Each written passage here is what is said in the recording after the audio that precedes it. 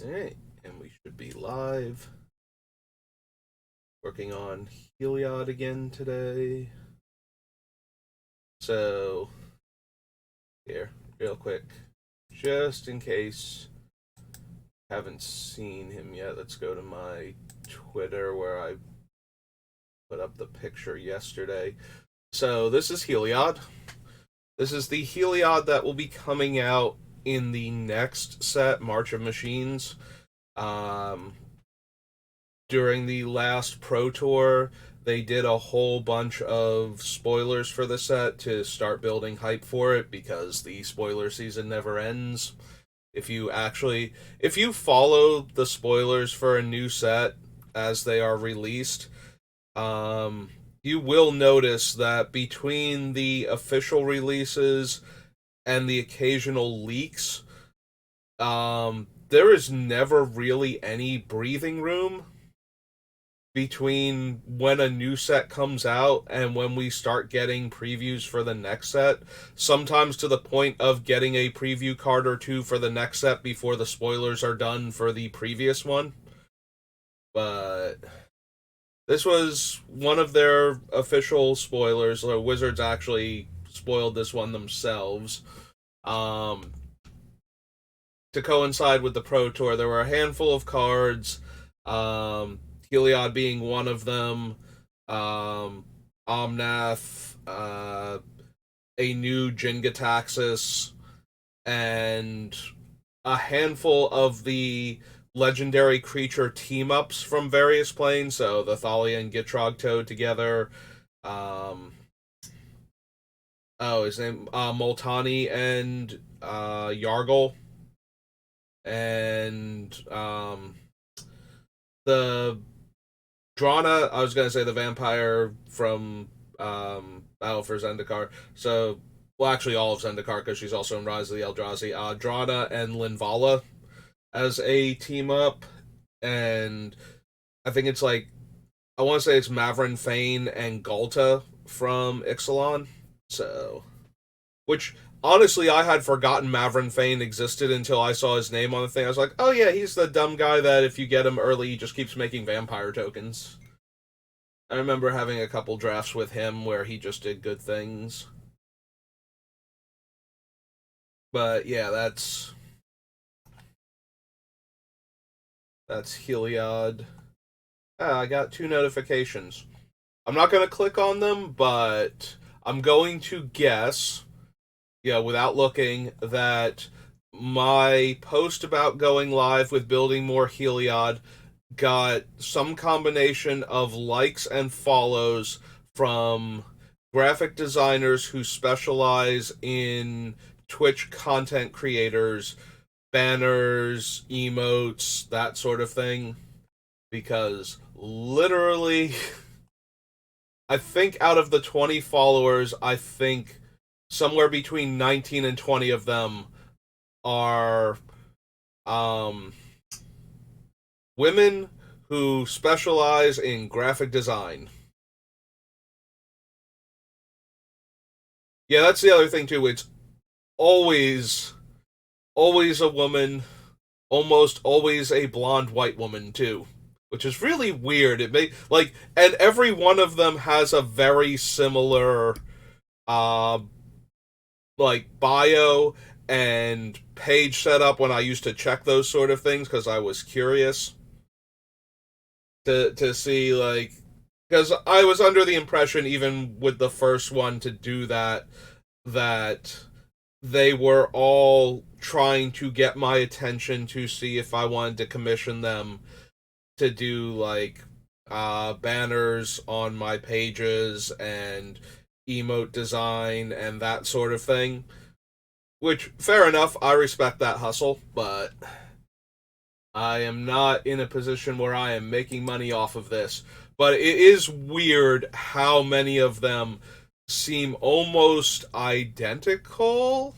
Like, aside from the name and the actual woman in the picture, it's like it feels like some of them have to be bots at this point for one person who does graphic design and just like has them all going out and trying to hit up people, you know, like basically cold calling me, you know, the modern equivalent of the telemarketer is to like and follow me on on Twitter and have your bio explain that you offer a service to people that do what I'm doing, which I'll be honest is far less intrusive than um actual telemarketing calls and whatnot used to be. And now I'm thinking, so here, real quick, because I got a little bit of time today. Let's tell this story. So one of my favorite stories about my dad. Um, so about 2 or 3 months, I think, after my grandmother, his mother, had passed away, he got a call during the day because he used to be like, I forget if this is when he was sick or not, but he had gotten really strong into the day trading thing. Like that's how he took care of us when he passed away, was that he left us enough money to pay off the house and not be homeless. Like all that money's gone now at this point, but at the time it was, it stopped the, emotional damage of his death being compounded by we don't have a place to live anymore because we can't afford the house we're in. So what one of the thing my relationship with my dad is very complicated, as is a lot of people's. Like my mom is way more straightforward. I love her with all of my heart, and she and my brother are like the two most important people in the world to me. My dad, on the other hand, is a lot more complex. There are things I wish I had violently beaten this man to within an inch of his life over, and there are things that I will love him forever for. Basically, like, and not knowing about the things that I would have wanted to kill him over happening at the time is the only thing that keeps me from, hating him forever and allowing those things that he did that were right to be, like, good to me still. You find out later that he did some things, and it's just like, if I had known at the time, I never would have been able to forgive him, and we never would have gotten any of the happy moments after that, because I would have spent too much time hating him, but I didn't know at the time, so. Anyway, what one of the positive things, and I think so. I've got a lot of my sense of humor. My family finds very weird, but it is partially built out of a combination of my mom and my dad's very weird and different senses of humor. So plus my own things, whatever I enjoyed when I was little and latched onto. So, he gets a phone call during the day from a telemarketer, and the telemarketer says he is returning my grandmother's call, his mom, who's been dead for 3 months, from last week about whatever product they were selling to set up a time and place where they, or like, a time of day when he could call to discuss the thing that he was trying to sell. I forget what it was. I feel like it was like siding for the house or replacement windows and doors, something along those lines, something house maintenance related. And my father, rather than, just explaining to this man that his lie was very hurtful because we had just lost my grandmother, and he was claiming that she had spoken to him, went the extra mile with this guy. He's like, so let me get this straight. You're telling me that my mother got one phone call from the afterlife 2 months after she died, and she used it to set up a um a, a consultation with you about whatever product they were trying to sell. Do I have that right? Because my mother died 2 months ago. You and I don't like to curse on my stream, and also, so I am self editing that. And the guy was so taken aback that he couldn't even apologize. He could only just stammer on the phone. Before my dad said, "So you make sure you take my name off of your list now.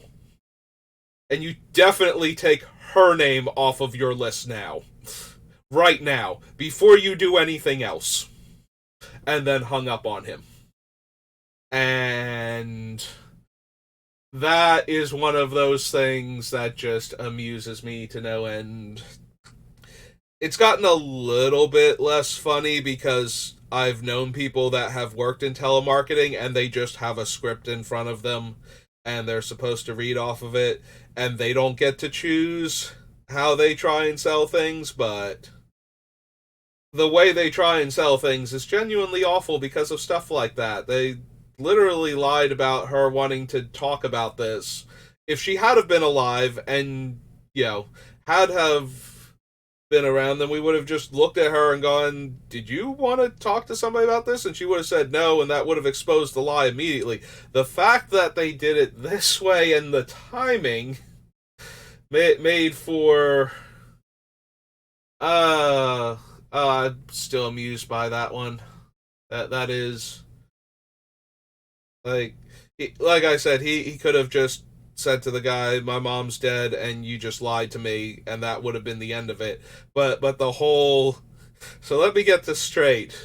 My mother gets to contact one person from the afterlife, and instead of talking to me directly about how much she loved me or anything important she had left undone that she wanted me to check on, she asked you to call me and try and sell me some of your stuff.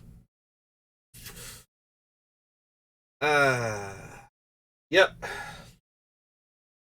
Again, there's a lot of things about that man that I found out after he died that make me very angry. But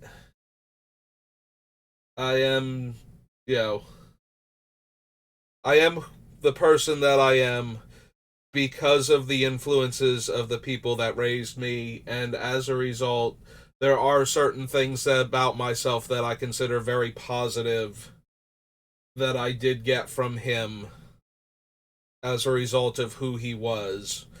So while I do hate the negative things, I can't, you know, I can't just throw everything away just because. But at the time when he was still alive, I would not have been able to forgive him for certain things, and I would have thrown away anything else that would have come from our relationship because of that. So it's complicated, as is often the case with things like that. And I don't want to get into too much of the details about what he did. Like I said, there are things about him that you know, without that knowledge, I just genuinely admire him for, and one of them is the effort he put into taking care of his family when he knew he was going to die. That sort of thing is a virtue that I would like to have be a part of me, like that is a thing. Like I take family very seriously and protecting family in the ways that I can. So I don't have his knowledge and understanding of the stock market or investments, or I would be doing that to try and get ahead in life. And I'm very sad that I don't. Unfortunately, he had given up on me in that regard. He was very convinced that he had um, failed me as a father, which he did, but not in the ways he thought he did. and he had a lot more control over how we could have gone about things, but he and I and my brother are all very stubborn, very set in our ways, and very my way or no way type of thing, which is one of the things I got from him that I kind of wish I didn't, and it's really hard to fight that in my nature. Um, because other things in life have reinforced that for me. When you bend too much, people take too much advantage of you and get what they want out of your relationship with them without giving back anything. And unfortunately, that point got driven home by a lot of other people in my life too. So now I am who I am because of a lot of things like that, and unfortunately, that is one of the negative things that I picked up. That is partially from him. Is that he is the type of person where if you um if you fail him or make him look foolish the one time, or I will never forget. So one of the earliest days when I was playing Magic, one of the places I used to go to play at, I think it was my grandmother who dropped me off there, and he was supposed to come get me around the time the tournament ended, and he was like half an hour late, and this was back before people commonly had cell phones. I think he might have had one at this point in time because he wanted to do the day trading thing and because he was a delivery driver. So having access to a phone on the road was actually a thing that was useful to him. But he was late getting there, and I didn't know what else to do, so I had called home from the store using the store's phone to call my house to find out if he was on his way and to let them know that I'm going to be standing outside the store now. He was so mad that I didn't assume that he was going to be there soon to get me, that he would never take me or pick me up from any Magic event after that. Ever. Like, fortunately it wasn't too long after that I started driving, but it was like a year or so before I started driving, but that was like he would never do it again. Like if somebody else couldn't come get me, he was not going to do it. And that was it for that. So yeah, things like that where once he decided something, that was how it was going to be. And I am like that in a lot of ways too. Like one of the companies I used to order from, like I used to order Magic cards back in the day. So before there was an eBay, there were the magazines related to Magic. There was Duelist, Scry. If you wanted to go a bit further afield, there were magazines like Inquest, um, which had a more of an irreverent tone to it, but had some like fun articles and its own price guide. So these were like your best ways to get Magic information back in the day. So I would buy them whenever I saw the new issue at like Barnes and Noble or something.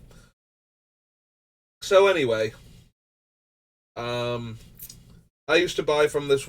There were like three companies I used to buy from these like you would see their advertisements, and if you bought anything from them, they would send you like their physical paper catalog with prices and card listings and whatnot, and everything was subject to availability. You would have to call them and see if they had it in stock and make sure the price was still accurate. But anyway, one of the companies I used to buy from when eBay started becoming a thing, like for the first time for me, and had been a thing for like a year and a half for like other people. I found one of the companies that I used to buy from all the time selling on eBay. And this was back when I was putting together, I wanted to have at least one of every tournament legal Magic card, which is how my collection got to the point where it's at. I wanted to make sure that I had at least one copy for any deck that I wanted to build at any point in time ever. I ordered something like $50 worth of random cards, mostly Portal, the three Portal sets and starter set stuff that I did not have because they had become tournament legal during the time where I was where I had air quotes quit Magic. Like I didn't sell any of my stuff, but I wanted to stop focusing on Magic for a little while because it was the tournament scene had kind of dried up in my area and I wasn't getting to play as much. So, and I didn't like Muradin and the play patterns it was producing. So, so I had ordered like I said, I think it was like $50 roughly worth of stuff, and it was all Portal, Portal 2, a little bit of Portal 3 Kingdoms, and Starter. Um, and they sent me a couple of the wrong cards from Portal 2. It was like some of the Night Stalker stuff that I was missing. And they sent me some of the cards that I already had and didn't send me the cards that I had ordered. And I contacted them about this, and they told me I would have to send the other cards back in order to get the cards that I had ordered. The price for me to send the cards back that were wrong and get the replacement cards. None of these were like, this was all like common and uncommon stuff at a time when nobody cared about most of these cards. Like, if I had ordered $50 worth of stuff, I had probably ordered about, um, the bulk of that was like $1.50 cards. Like, there were some cards in there that were like $5 or $10, and those were all fine. The ones that they messed up on were like 50-cent cards. So to send them back to them would have cost me like $3 or $4 to get the. It would have cost me more than the cards were worth to send them back to them. Meanwhile, I'm asking them to send me like the three or four cards that combined are worth like $2, maybe $3 that I had ordered. This is a company I bought Moxen from back in the day. Like dual lands, real like high level stuff. You know, this is the same company that most of my Legends set came from. Moats, Abysses, Nether Voids, Chains of Mephistopheles.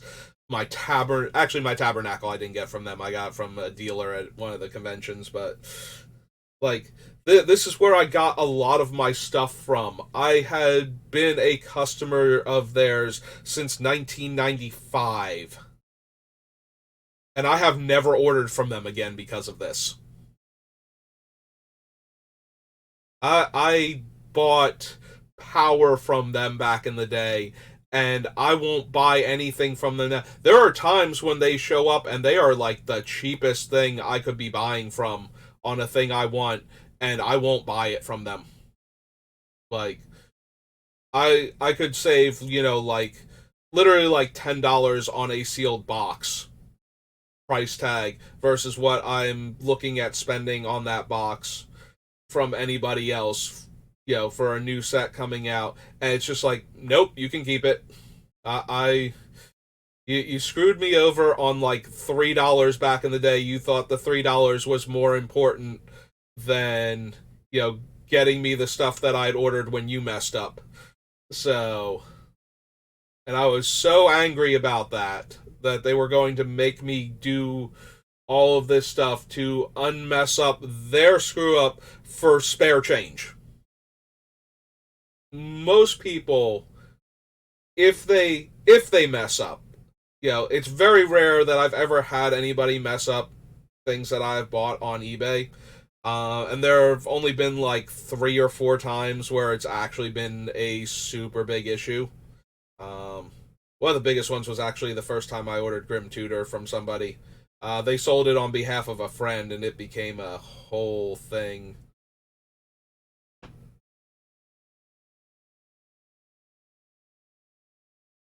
Here, 1 second.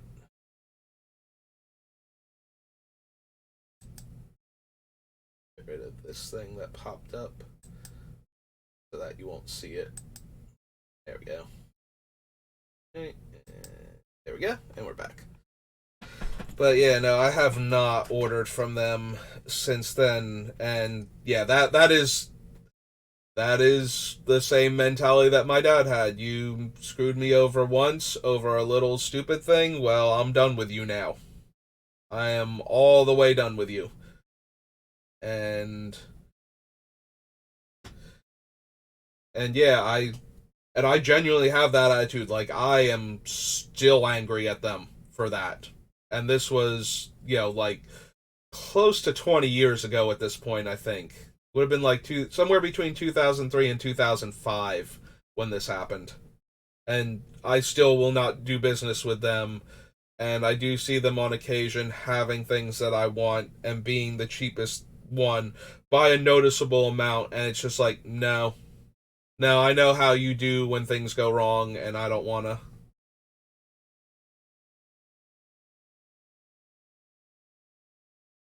Like, if you're going to nickel and dime me over these least little things, what are you going to do if I order something expensive from you and things go wrong? Like I said, normally things don't go wrong, and there have been times like I ordered a I ordered a card one time that was supposed to be the regular. It was a non-foil rare that I wanted for one of my sets because I keep the foil separate, and I had seen the rare and I'm like, oh, I'm gonna get that super cheap so that way I have it in my binder so I don't have the empty space and I don't have to keep remembering what this card was that I don't own that's in the empty slot. And they sent me it was from I want to say Midnight Hunt. There were like two cards that are very similar. There's the red blue card that's a rare that copies the next spell you cast and has flashback, and then there's a red blue card at uncommon that gets you an instant or sorcery from like the top some number of cards in your deck and has flashback. And they look very similar. They have very I think they have the exact same casting cost and they're both flashback spells. And they accidentally sent me the foil uncommon instead of the non-foil rare. And I contacted them about it and asked them, what we need to do to fix this, and they just sent me the rare because it was like $1 rare, and they were not going to, make me send them back the card and spend like $1 and change on sending them back the card. Like the uncommon was worth like $1.50, I think, because it was seeing like a tiny bit of play in the same deck as the rare was. So they were not going to make me, spend that $1.50 to get them their card back in order to replace the card.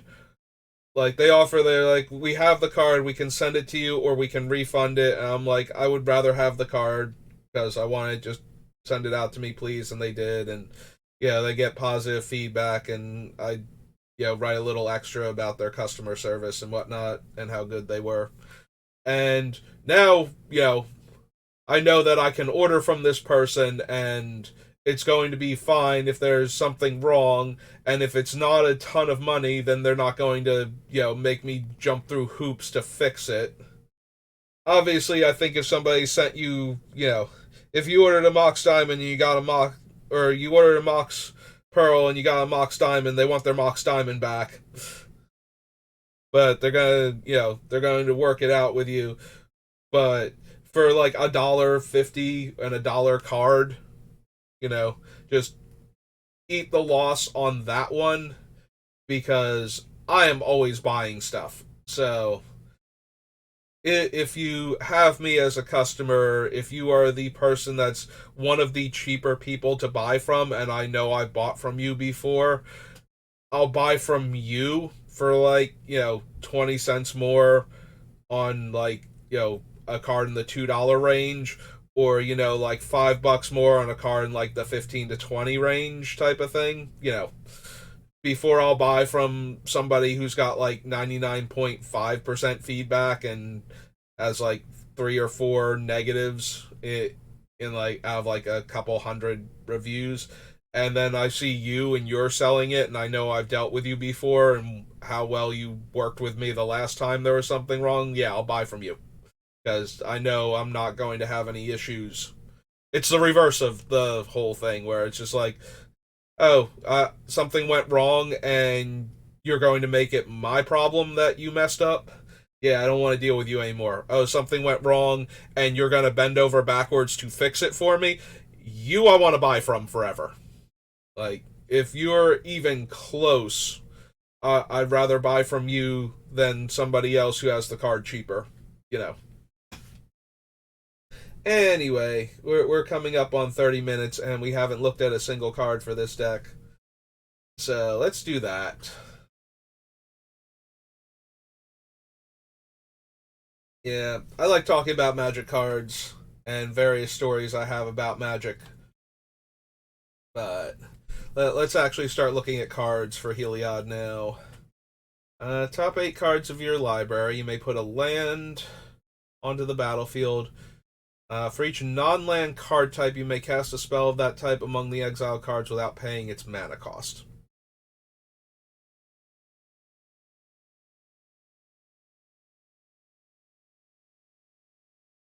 The main issue with this is I don't think we're going to have as many varied card types. Like, we are going to have a handful of enchantments. I think we are mostly going to have um, creatures, artifacts, and probably sorceries. Actually, I think most of the instants are going to be counterspells, which augury does not help with. So most of our things I think are going to be creatures, sorceries, and artifacts. The sorceries, most of the draw sevens are sorceries. Um, so we're going to be running a bunch of them in order to make all of our stuff cheaper. Um, and then we're going to have a lot of high casting cost artifacts and creatures like the Eldrazi Titans, like big splashy artifacts that we just need to get into play because we're going to be able to cast them for free, basically, with the way Heliod works when our deck is doing its thing, and that's what we want to do. We want to have these cards that are going to let us force it. So the way Heliod works, I explained this yesterday, but if you make everybody draw 7, if you play a Time Twister effect, Time Twister, Time Spiral, Days Undoing, Reversal, whatever, and everybody shuffles their hand and graveyard together and draws 7 cards. If you have 3 opponents, your spells cost 21 less mana to play. Which means that you can cast new Ulamog, old Ulamog, Kozilek, old Kozilek, new Emrakul. You can't cast new Kozilek because you have to spend 2 colorless on him. You can't just, like, his casting cost does not get reduced because the 2 colorless is very specific. But the generic mana cost on all of the other ones is just negated. So you could cast both Ulamogs, original Kozilek, and new Emrakul, old Emrakul's band, for 0 mana. You can play all 4 of them if you've drawn them for 0 mana. So we are looking for effects like that for this deck. So while it is cool that we can cast this for 2 blue in that sort of circumstance and get all of these spells, get access to these spells and cast them for free, I don't think we're going to have enough different cards among the card types in order for this to happen. Like, we're almost definitely not running a ton of planeswalkers. And we're probably running most of our instants are going to be either tutors or put them on top of our deck, or they're going to be counter spells to make sure that we can protect Heliod until we can cast the one spell and start going off. Alright, let's see. Leaves the battlefield. Choose an opponent who controls more land than you. Search your library for a number of plains cards equal to the difference. Reveal those cards. Put one of them onto the battlefield tapped and the rest into your hand, and then shuffle. Don't think that. Enters the battlefield, draw 3 cards. Tap, add 3 mana. Whenever one or more creatures an opponent controls attack you and aren't blocked, that player draws 3 cards and gains control of Coveted Jewel and untap it. I'm going to be honest, I think we can run this. I think this works in our deck. The fact that it can be a 0 mana, draw 3, add 3 mana for the colored portion of the spells that we're trying to cast. Let's go Commander. Yeah. Sphere. Yep, there we go. This is Coveted Jewel.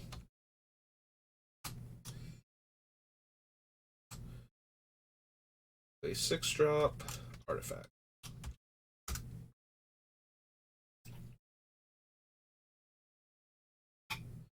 Yeah, that is definitely the type of thing where if we're going off, I kind of want that card so that way I can cast the colored mana portions of the spells that are otherwise free to cast.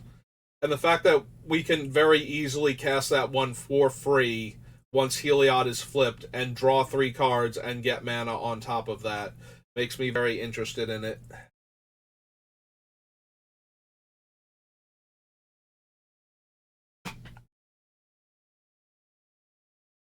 The Storm, Endless Atlas, Angels. This search invocation enter the battlefield as a copy of an enchantment you control, except it has at the beginning of your upkeep you may exile this enchantment. If you do, return it to the battlefield under its owner's control. So it can keep changing what enchantment it's copying.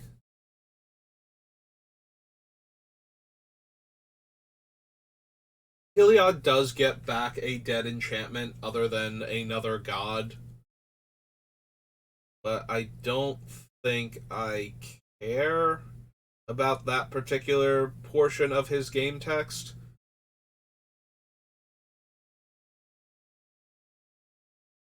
To the battlefield under its owner's control.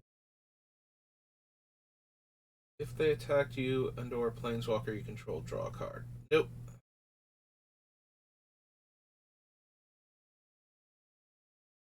Forge.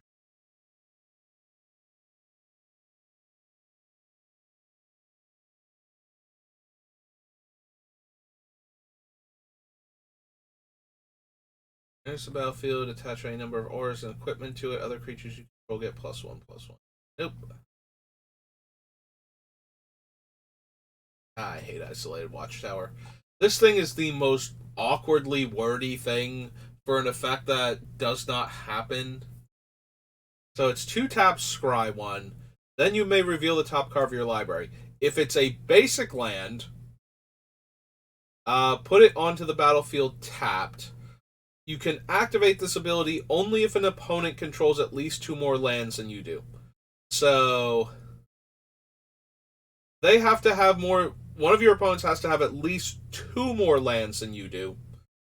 Then you get to spend mana and tap this land. So you're investing 3 mana to scry 1, and then if you either leave a land on top or scry to the bottom and reveal a land, then that land has to be basic. Then you can put it into play. Like, that is so many hoops to jump through for such a marginal effect at that point.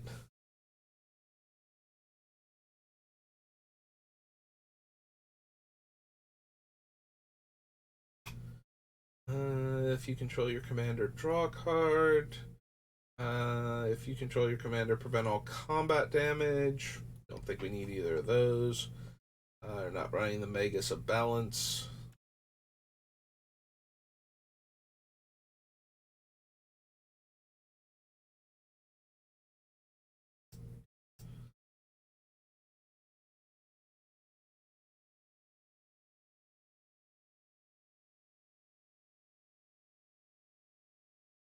Old Drifter, Battle Sphere, Puss Umbra, an actual card from this set. End step, you may manifest the top card of your library, exile a face down permanent you control face up. You may play that card this turn, you still pay costs, and timing rules still apply. Yeah, I don't think we need that. I think we want Retrofitter.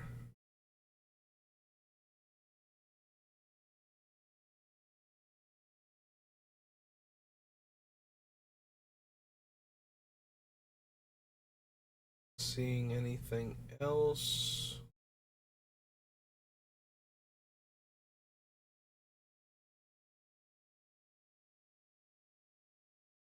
Already, Vedalken Humiliator. If you control 3 or more artifacts, creatures your opponents control, or creatures your opponents control lose all abilities and have base power and toughness 1/1 until end of turn.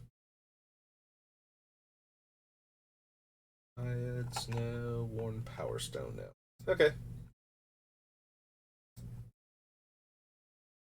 That was Commander 2018, Commander 2019, skip 2020.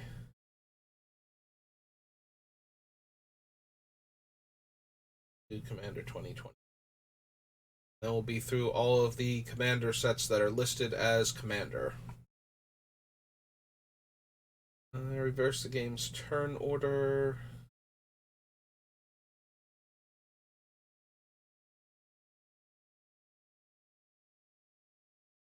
Play Banished or Burnished Heart, not Banished Heart.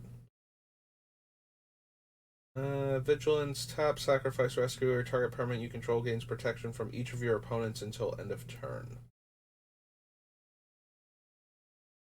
Get +1/+1 for each time you've cast your commander. No.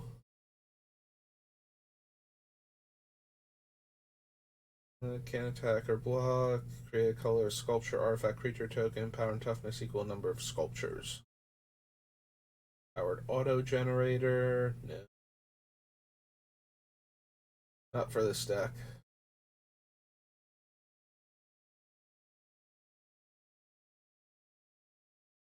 Middle of Oblivion, no. Artwork Ixodron. Turn face up, counter all abilities your opponents control.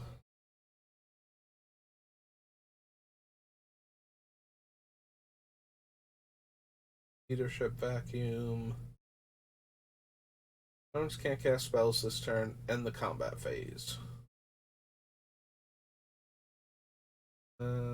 Base power and toughness 1/1 and has flashback.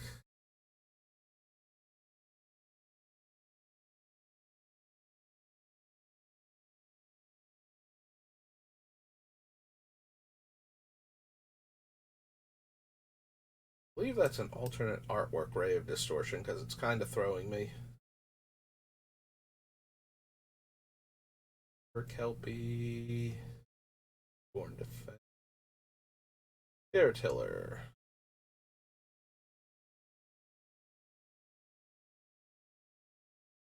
Roll of Fate. No. Turn target permanent card with mana value 3 or less from your graveyard to the battlefield. If the spell was cast from a graveyard, you may copy that spell and you may choose new targets. Flashback 5.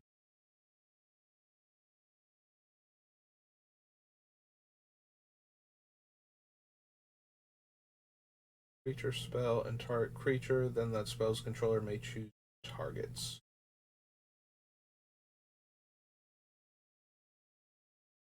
Whenever you cast a spell from your graveyard, create a 1/1 white spirit creature token with flying.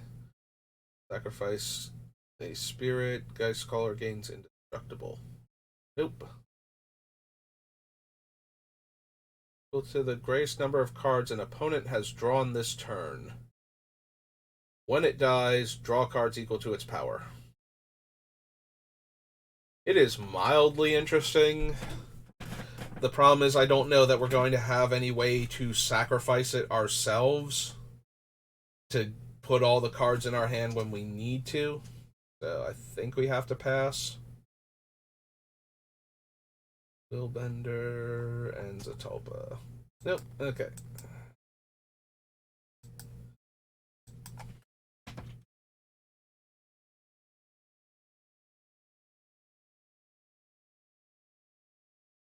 It was actually 2019, right? Yeah. Okay. 2021.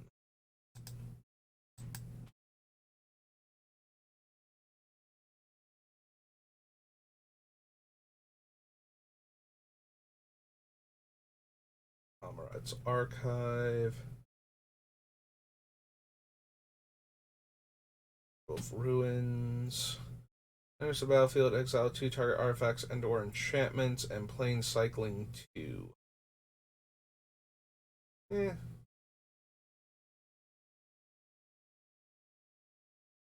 Archaeomancer's Map. Search your library for up to 2 basic land cards. Put them in your hand, then shuffle. Land enters the battlefield in opponent's control. If that player controls more land than you, put a land from your hand onto the battlefield. Boreas Charger again. Double Strike, Ward 2. Other artifacts have Ward 2. Power based on artifacts. Attack planeswalkers you control. Whenever player attacks one of your opponents, the attacking player creates a tapped inkling that's attacking that opponent. Draws X cards plus an additional card for each time they've cast a commander from the command zone this game. I think so. No maximum hand size. Whenever a creature token you control deals combat damage to a player, draw a card. I think so. Deals combat damage to a player. That player exiles cards from their library until they exile an instant or sorcery, and I can cast it. Then that player puts the exiled cards on the bottom of their library in a random order. Maybe cast or copy an instant or sorcery, create a fractal, put X11 counters on it where X was the spell's mana value. Target creature token can't be blocked this turn. Meh.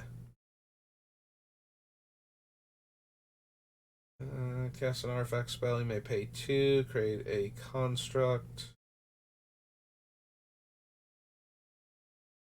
One or more creatures attack, you may have target attacking creature gain double strike.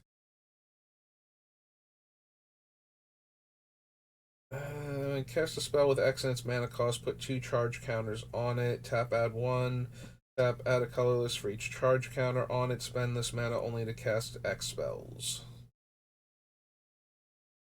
Don't think so. Destroy target non-land permanent. Its controller creates 2 treasure tokens.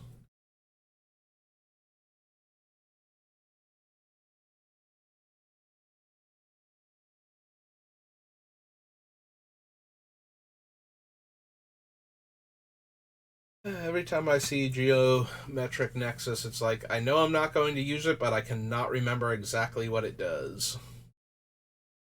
Charge counters on it based on the spell's mana value. Remove all charge counters, and then it becomes an XX fractal. Yep, okay. Lots of words. Guardian Archon enters the battlefield. Choose an opponent. Feel who you chose. You and target permanent you control each gain protection from the chosen player until end of turn.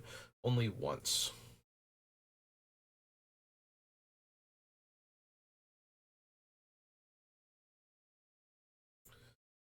Inspiring Refrain. Lochiel is combat damage to attacking artifact creatures I control. Enters the battlefield on my control, draw a card once per turn. Nope. No. Exile the top X cards of your library. You may cast an instant or sorcery spell with mana value X or less without paying its mana cost. Then you put the exiled instant or sorcery cards that weren't cast this way into your hand and the rest on the bottom of your library in a random order.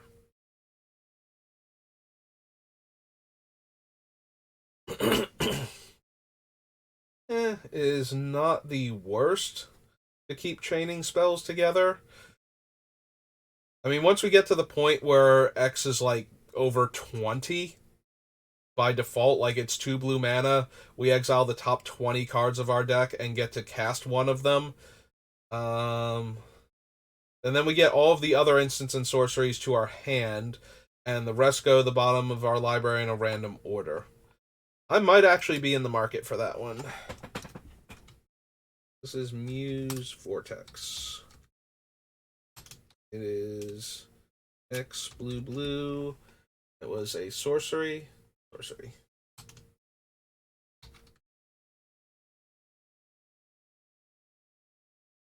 Yeah.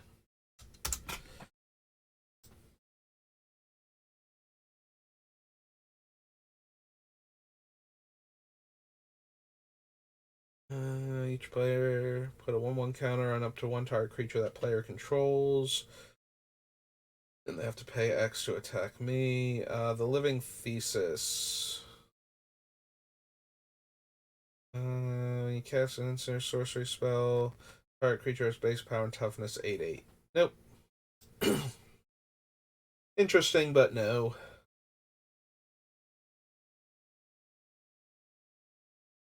For up to X planes cards, where X is the number of players who control more lands than you, reveal those cards, put them in your hand, then shuffle.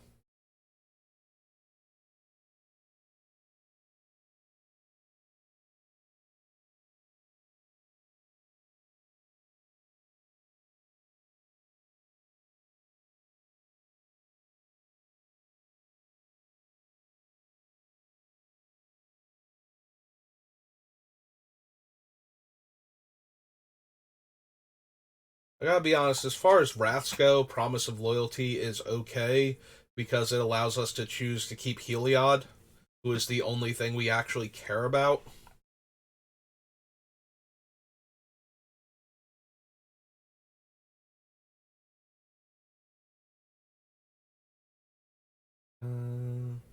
Once enters the battlefield, each player controls fewer lands than the player who controls the most lands. Searches their library for a number of basic land cards equal to the difference, puts those cards on the battlefield tapped, then shuffles.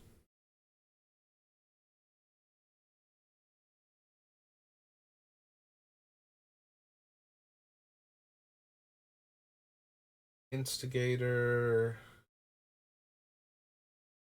Soul Snare, Awning Kraken.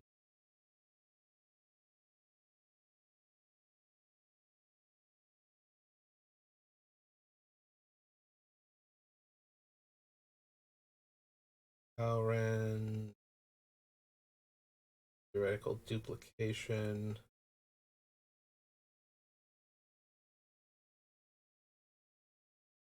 Although Talrand, there's a world where I run him just because we're getting so many token creatures off of casting all of these other spells that by the time, we cast him and then we cast all of these spells and we get all of these tokens, and then we go to our turn and untap and get to attack with all those tokens, we might actually just be able to kill everybody at the table in one go.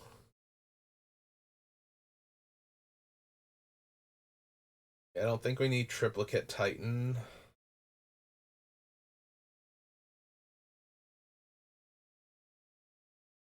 Don't need Witch's Clinic. Okay. Alright, so that was Commander 2021. Anthologies. Commander Legends. Alright, what silly things do we have for this deck in here? Each other creature you control gets +1/+1 if it has flying, first strike, and so on for all of the other mechanics. You control your commander, choose both. Yeah, don't care. Put a +1/+1 counter on each of up to 2 other target creatures. Non-token creature with a counter on it dies. Create a spirit. It's up to 1 target non-salamander creature. That creature's controller gets a 4/3 salamander warrior.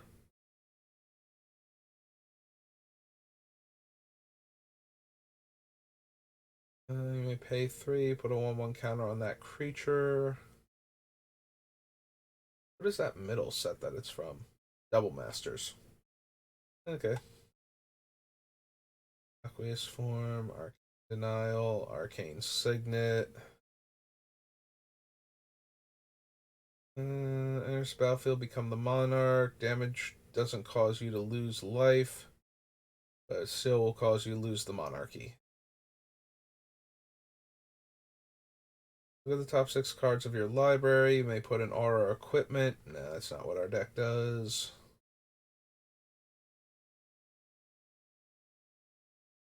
And creature has protection from the chosen color.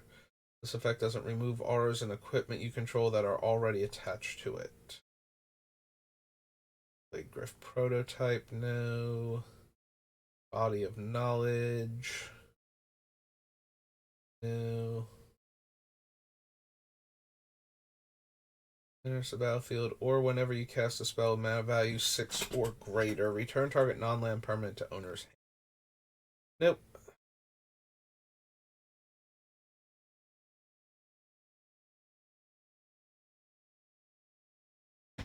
So give Heliod pro black, red, and green. He is an enchantment, so having pro green is not irrelevant. Don't think so, but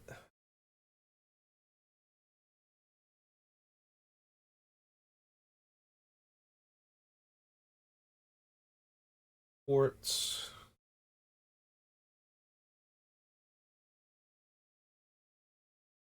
Looking. Crossroads Augur. Would scry a number of cards, draw that many cards instead, and partner.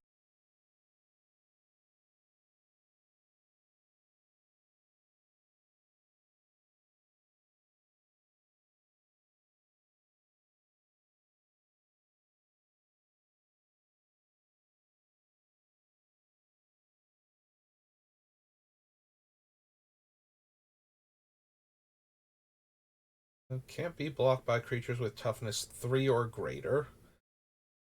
Deals combat damage to a player. Choose up to 1 target card in a graveyard that was discarded or put there from a library this turn. Put that card into its owner's hand. No. Tap X untapped artifacts you control. Look at the top X cards of your library. Put 1 into your hand and the rest into your graveyard.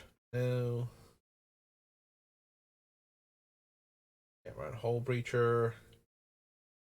Yeah, I don't think we want to replace our opponent's draws because that would stop Heliod from doing anything, even if it would give us access to a giant pile of mana and recompense.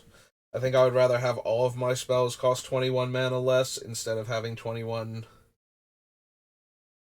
artifacts in play that I can sack for mana.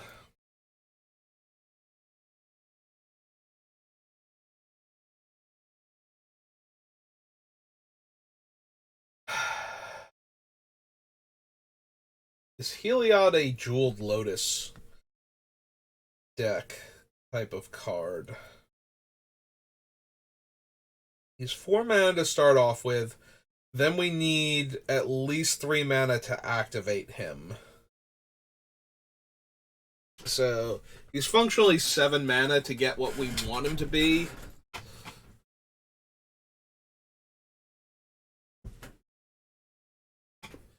Are we in the market for Jeweled Lotus for him?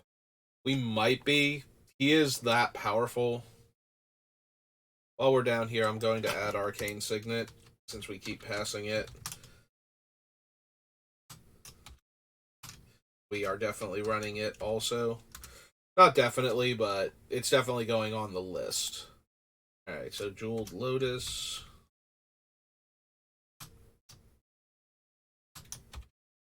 Zero artifact.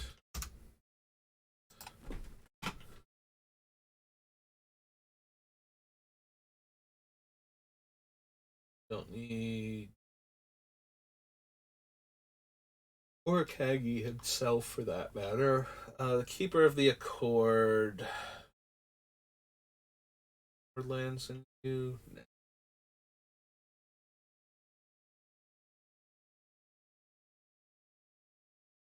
attacks, put a 1/1 counter on it. Fail.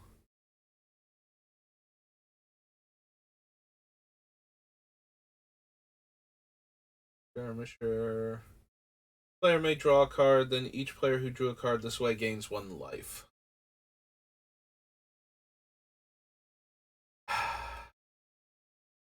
It is a May.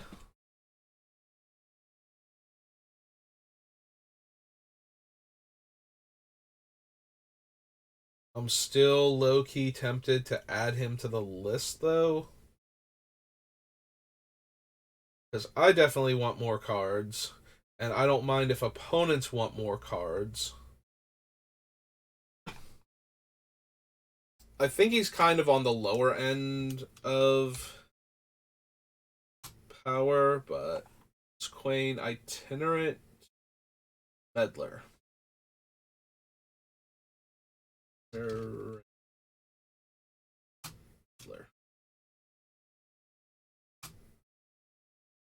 A white-blue rabbit wizard. 1/3.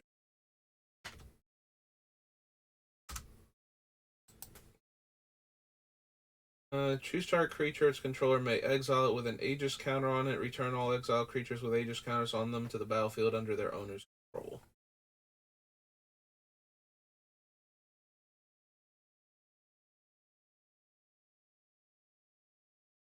That don't really need Colossus.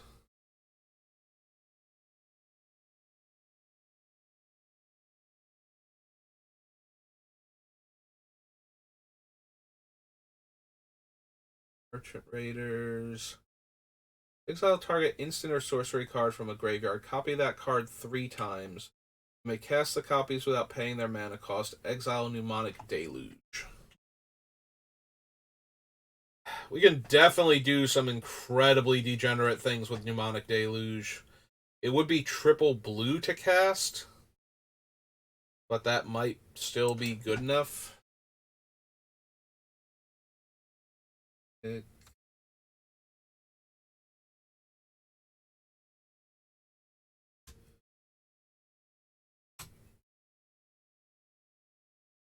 MN. Oh, there's no U in the beginning. It's Mnemonic Deluge. Like Deluge. 6 blue, blue, blue, and it's a sorcery. I forget what the white one from that cycle does, but we'll have to see when we get to it. We also want that one.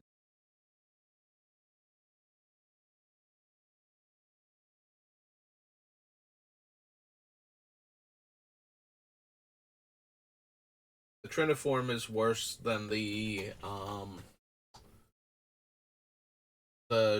Triumvirate Golem, or whatever it's called.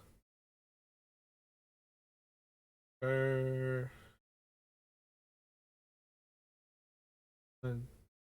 don't need Radiant.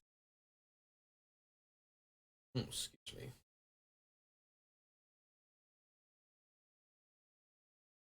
Seeker, Ring of Thune.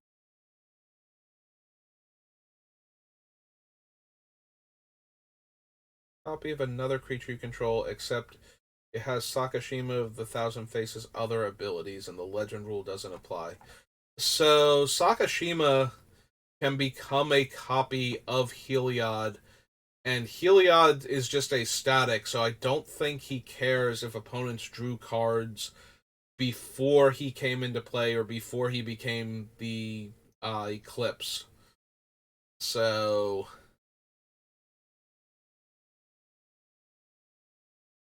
yeah, we might want Sakashima just to make our things even cheaper on behalf of like X spells. So it's a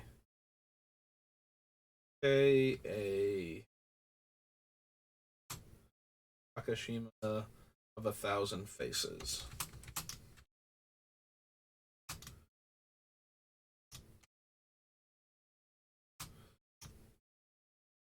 A blue human rogue.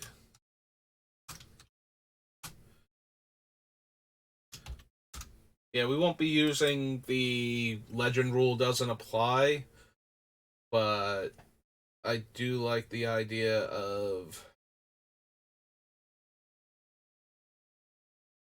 having a second Heliod to double the discount.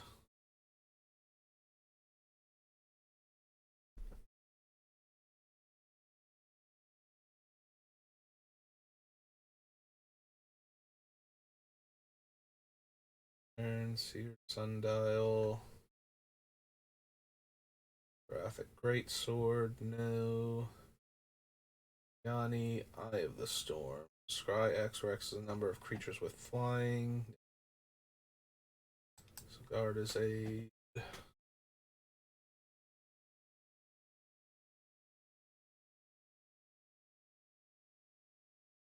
Nope. Flash the ranks.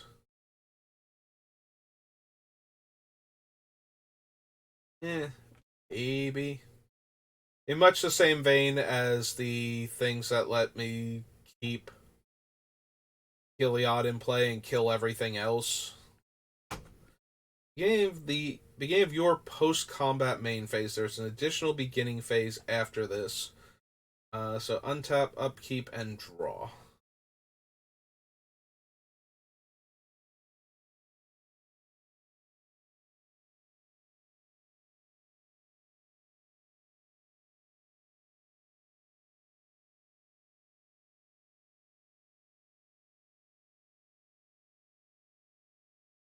Though it had flash if it targets a commander and gives indestructible.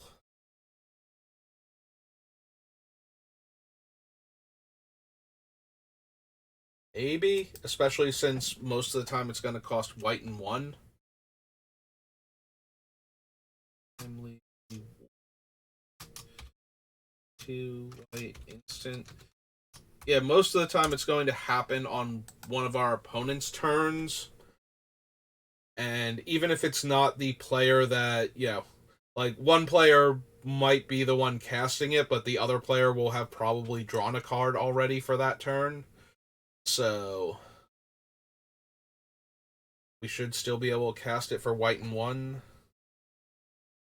Alright, so the white one is all artifact, enchantment, and planeswalker cards from the graveyard to the battlefield. I don't think so.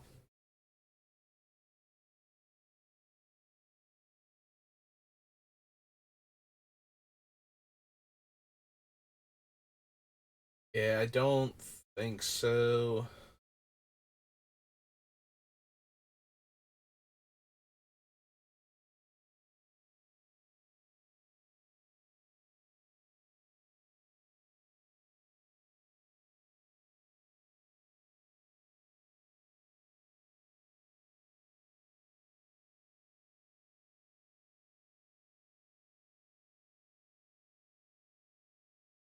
Sun Zenith, Wrath,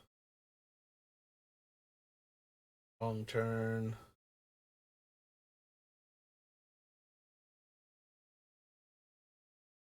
Yep, okay. Commander Legends. Now for Commander Legends Baldur's Gate. Conflux.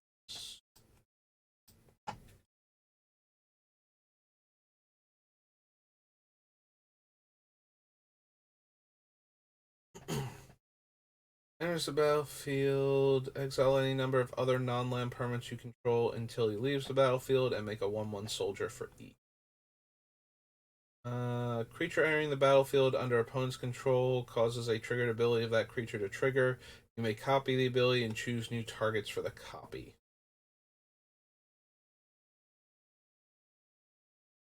The one attacking creature can't be blocked this turn. Return that creature to owner's hand at the beginning of the next end step. Deals combat damage to a player. Roll a d20, make that many fairies, and draw cards, and you have no maximum hand size.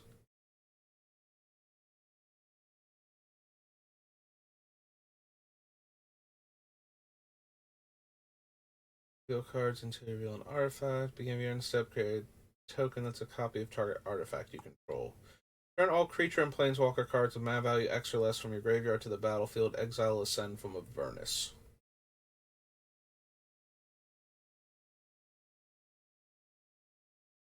Create 2 tokens that are copies of target non-creature permanent, except they're 3/3 creatures in addition to their other types, and they have flying.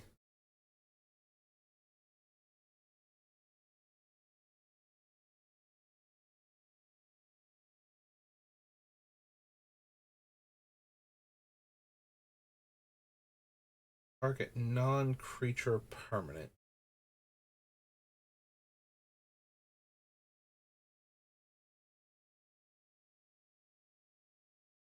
Hmm.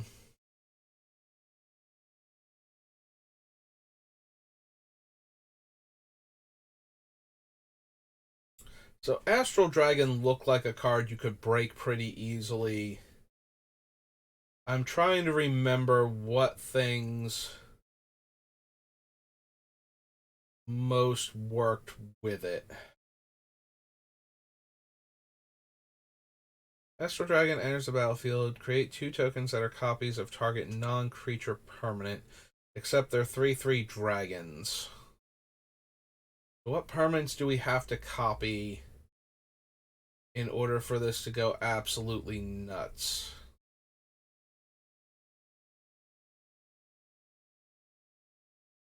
And will we have any of those permanents in our deck other than other than to benefit the Astral Dragon? Because we need to be running them for other things too. I don't want to just run one random infinite combo in our deck, because we're already going to be able to cast this guy for 2 blue at instant speed.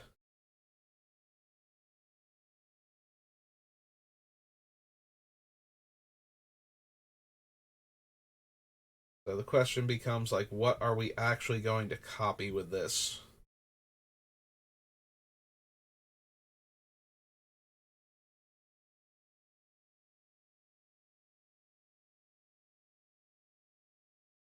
Because they both have to target the same thing. So, or there is one target, and then we make 2 copies of that target that become 3/3 dragons.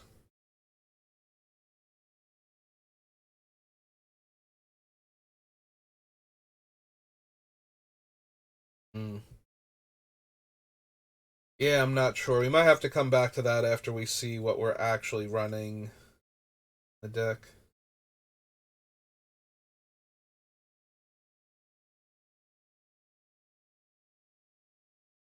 That Guardian.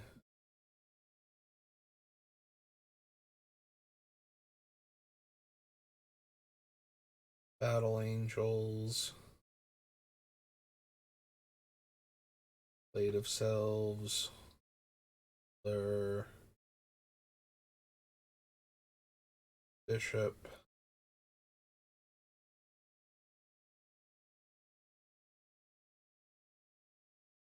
Gain 2 life, exile campfire, put all commanders you own from the command zone and from the graveyard into your hand, then shuffle your graveyard into your library. Creatures you control have base power and toughness XX, where X is the number of cards you own in exile in your graveyard that are instants, sorceries, and or have an adventure. Nope.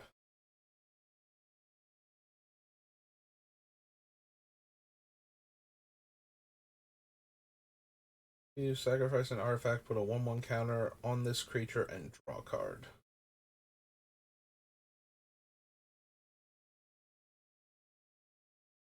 You draw 2 cards, and each opponent draws 1 card. Maybe, actually, for the Clockwork Fox. Weirdly enough.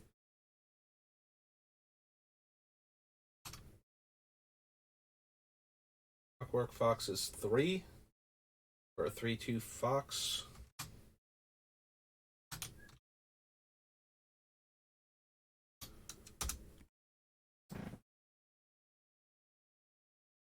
Zone of Cold, Contact Other Plane, Crib Swap, Curse of Swine,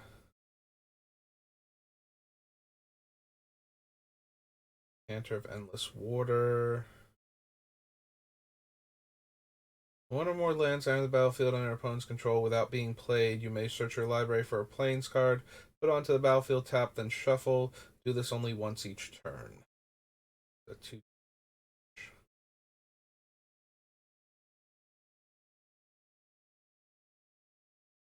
Mimic.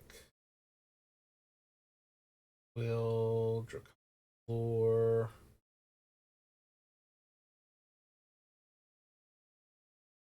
Fracture. Dungeon Delver. Dungeon Pack. Busybody. Whenever you scry, the next instant or sorcery spell you cast this turn costs X less, where X is the number of cards looked at while scrying this way. +2, draw a card, scry 2. -3, exile the top card of your library. Create a number of 1/1 blue fairy dragon creature tokens equal to its mana value. Elminster may be your command. Create a token that's a copy of up to one target creature that player controls. Create a token that's a copy of enchanted creature, except it's a 1/1. When enchanted creature dies, if it was a horror, return endless evil to owner's. Nope. Oh, right. With all of the extra commander cards, this thing is just going to be 4 pages, it looks like. Give your end step, exile up to one target tapped creature you control, then return to the battlefield. Nope. At the beginning of your end step, if you have the initiative, create a 1/1 fairy. Whenever one or more non-token creatures deal combat damage to a player, create a 1/1 blue fairy dragon creature token. Attacks against double strike. No. Cast a spell that shares a creature type with this creature. Draw a card once per turn. Cost 1 less for each time you've cast your commander from the command zone this game.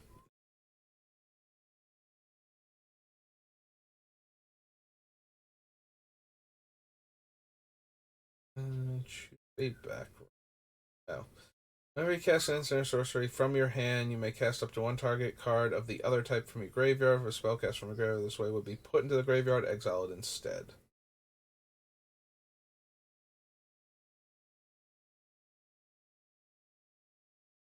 Monk. Tap all creatures you don't control.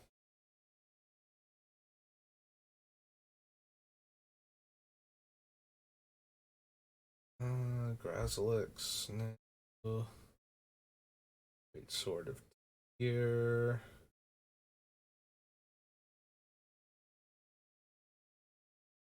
Nope. Philosopher enters the battlefield, and at the beginning of your upkeep, each horror you control gains all activated abilities of target artifact and opponent controls until end of turn. You may spend blue mana to activate these abilities.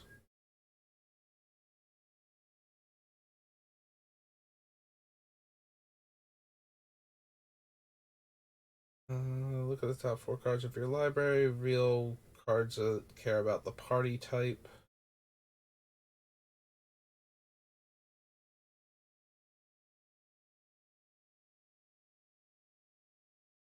Nice one, Stalwart. Ew. Battlefield, turn a number of target tap non-token creatures face down. They're 2/2 horrors. Beginning of your end step, if you have the initiative, draw a card, draw another card if you've completed the dungeon. Create a token that's a copy of target creature you control, except the token has flying and it isn't legendary. So this is another card that would copy Heliod and dramatically improve my discount.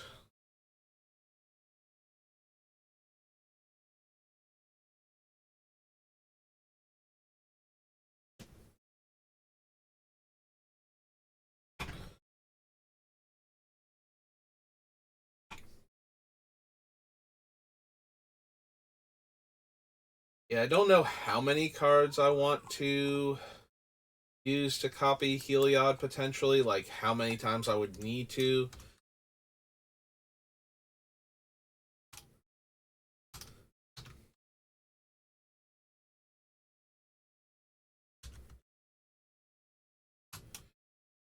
Three, two, the sorcery, right? Yeah. Suppose we will add it to the list just in case I want more.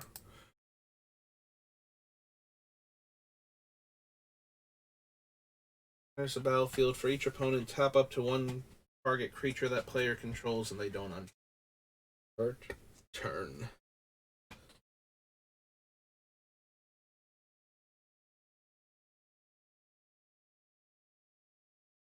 Discovery.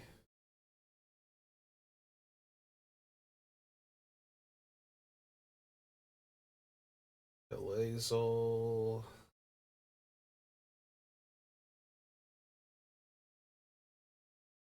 Or acrobatics, because I'll return Heliod face up instead of on his flip side. Create attacks. Yeah.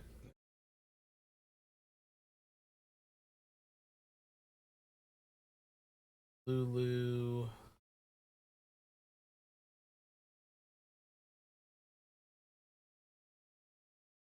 Duo drone.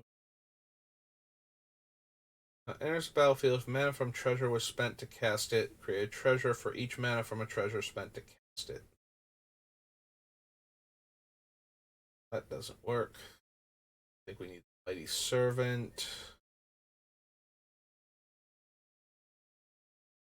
As amusing as a like 30 power Machias would actually be, I don't think it would do anything. Like we make him this giant thing and then kind of shrug because he doesn't do anything else. He's just a giant body that can move counters off of him, but only one at a time.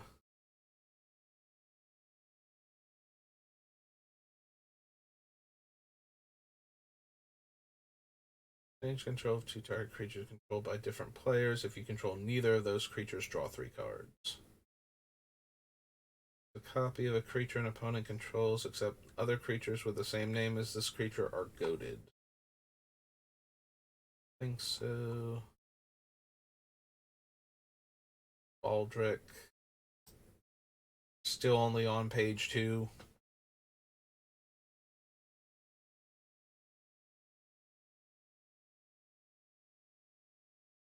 Autoloid ship. I think so.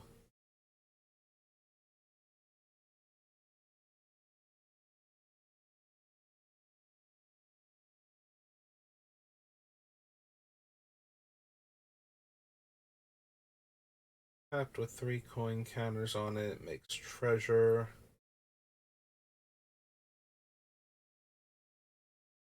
Wizard Blade. Enters the battlefield. Gain 2 life and dry 2. Cast your second spell each turn. Exile up to 1 target creature you control, then return to the battlefield under owner's control. I think so.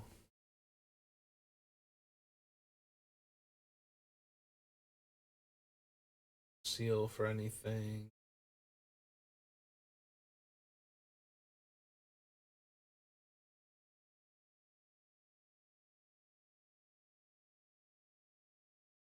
I don't think we need the Harvester's Adventure either. Spell, ritual. Tap an untapped horror you control. Exile target instant or sorcery card from a graveyard and copy it. You may cast the spell without paying its mana cost, then exile Psionic Ritual.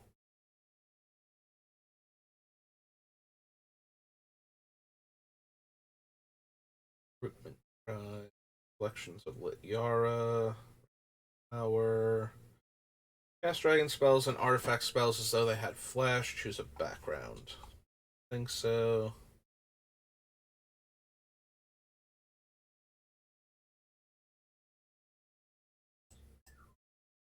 If a creature deals combat damage to a player, draw that many cards.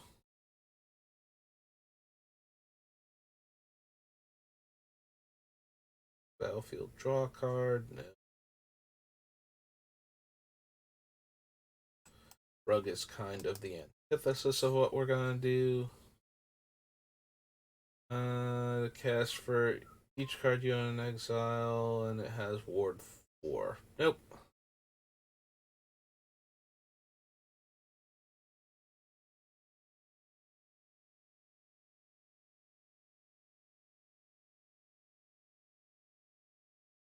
Choose a creature you control, then each opponent chooses a creature they control with equal or lesser power. If you chose a creature this way, exile each creature not chosen by a player this way.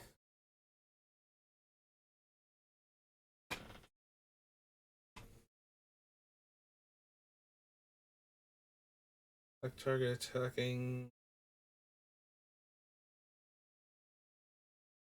that thing again. Creature becomes a copy of another target creature.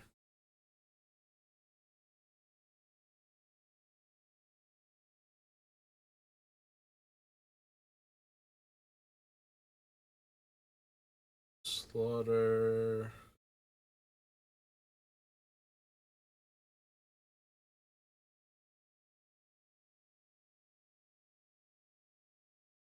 Player chooses a party from among the creatures they control, then sacrifices the rest.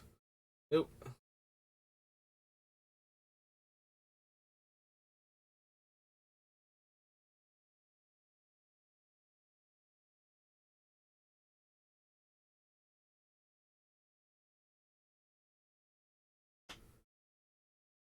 This creature attacks a player. If no opponent has more life than that player, that creature can't be blocked this. Nope.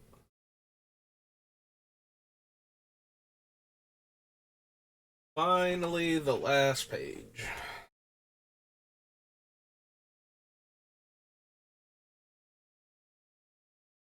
A player draws their second card during their turn. You draw a card. Whenever a player casts their second spell during their turn, you create a 2/2 Knight token. Don't think we need that. There's a battlefield. You take the initiative. Whenever you cast your second spell each turn, copy it. If you've completed the dungeon, copy that spell twice instead. May choose new targets for the copy. Think so.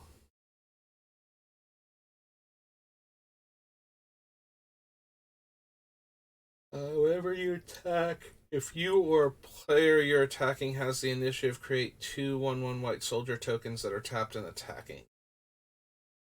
Undercity itself. Changeling.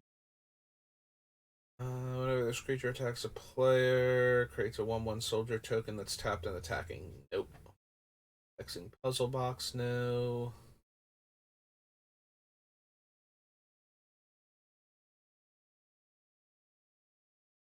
Bolo. White Plume Adventurer. Tap target creature you control. If you complete a dungeon, untap all creatures you control instead. Nope. Target creature owner's hand. Red Wizards of Thay. I like how, because they're a blue creature in this set, the Red Wizards are just referred to as the Wizards of Thay. That way people don't get confused why they're a blue creature called the Red Wizards. I'm sorry, there's nothing. There's not enough red about the Red Wizards of Thay other than their robes, as far as Magic the Gathering is concerned. Whenever a player mills one or more creature cards, you create a horror. Mills 3 cards and choose background.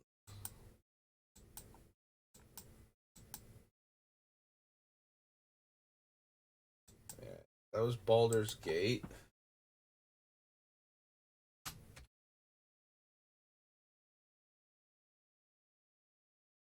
Oh. One too many O's.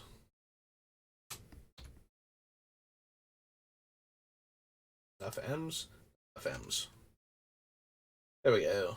Arsenal, Conflux. And Conspiracy 2. I can't run the Mystics. No, the Ziggurat.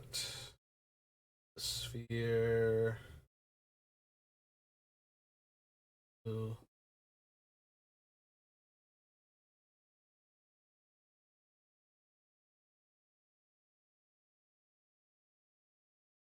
Nope. No. That thing.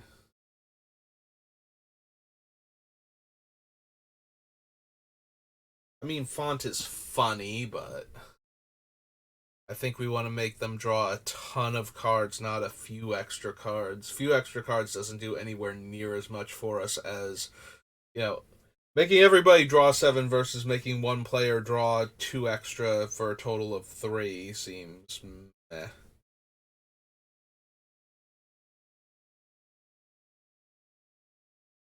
Don't think we Gleam. Wafa. Creature can't block this turn. Certainty.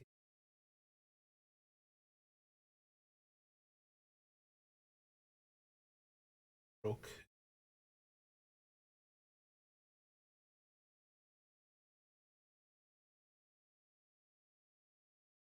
Sigil. I knew it had something to do with blue cards. I couldn't remember what. Alright. We definitely want Path, and we definitely want not have this little ant crawling on my keyboard. I mean, I don't want it to be crawling on my keyboard anyway. So. Alright, so Path to Exile, Reliquary Tower.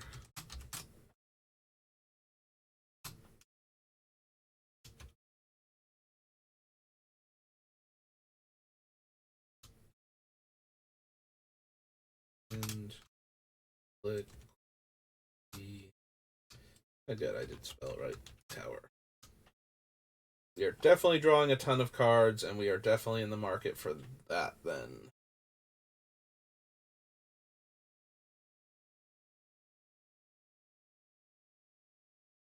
Reverence and Worldly Council.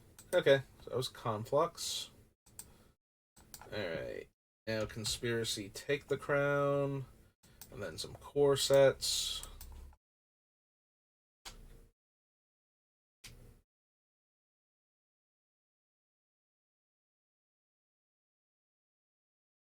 Vote an additional time. No. I'm the Monarch.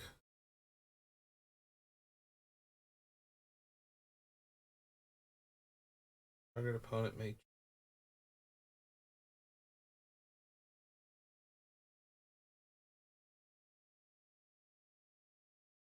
Custody Soulbinder. Exertion node. This node. Expropriate. That's still legal, right? They didn't ban it when I wasn't looking. Yeah, it is. Yeah, this might be an expropriate deck. It certainly seems mean enough and is doing enough things that I don't think I'm being unreasonable. Oops. Conspiracy, not conspiracy. Expropriate. And if this sticks, this will be the first time I actually run Expropriate in the deck. Right, 7 blue. Yep. Just so dumb. Starting with you, each player votes for time or money. For each vote for time, you time walk. For each vote for money, you gain control of a permanent of the player that voted for money. So, everybody who votes for money has their stuff stolen. Everybody who votes for time gives you an extra turn. You vote for time because you already control all of your stuff, so it seems kind of silly. I mean, it does allow you, if you really wanted to, if somebody stole one of your more important things and you cast Expropriate, you could vote for time because you gain control of a permanent owned by that voter of my choice. So I would be able to choose the thing that was stolen from me. But Feels like you can do better than that just by taking the extra turn. Burial. Like Golem. Handed one. Voice. Unculus. Kami of the Crescent Moon. Nope. Jays. Banneret. Jailer. Angel.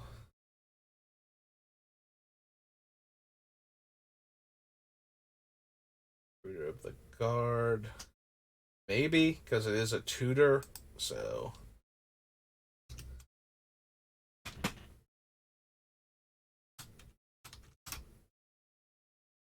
Maybe things we want to tutor for with it as a result.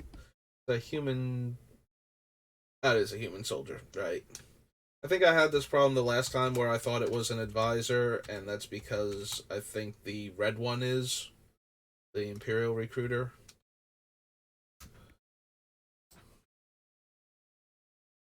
Sanctum Prelate. Prelate. I think it's actually Prelate, but I could be wrong. A stunt double. Throne of the High City. Reprint cards. The Guard. Okay. That's Conspiracy. Take the Crown.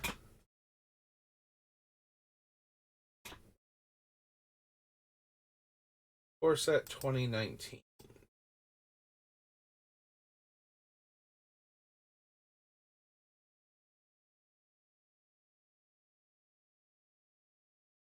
No, no, no, no, no. Creature, planeswalker you control dies, sacrifice last stand, create an avatar, spell ability, control, discard this card, create the avatar also. Nope.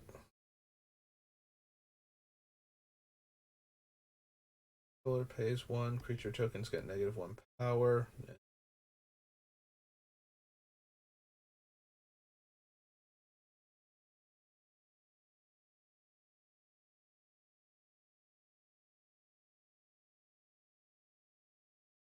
Power, Diamond Mirror,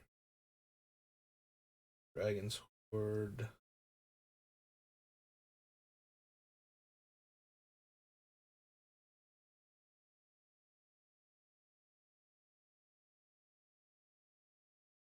Answer's Cage, no. Inspired Charge, Invoke the Divine. Knight of the Tusk. Selfless Champion. Creatures you control with power less than hers, and she's a 3/3, so that will not protect Heliod in any way, shape, or form.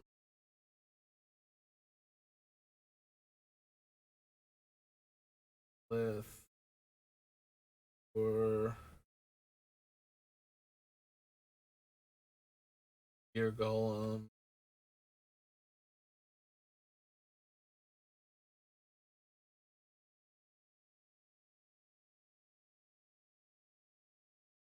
Man, it always throws me. I keep thinking Meteor Golem was earlier than this. Destroy target non-land permanent. Like, it's certainly okay, but we can do so much better with things like the Eldrazi Titans at this point, and we're not really concerned with comes into play effects so much as we are casting all of our spells.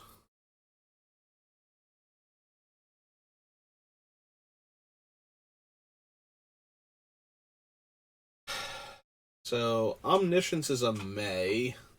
I know it actually comes from like M13, so we consider it there, but yeah, if we can get the 7 knocked off of it, we get to cast all of the non-X spells for free.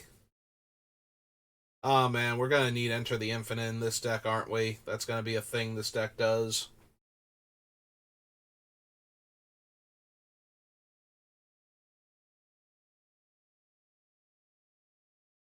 Splendid Angel, Remorseless, or Remorseful Cleric, not Remorseless Cleric. As a completely different creature. Rogue's Gloves, and then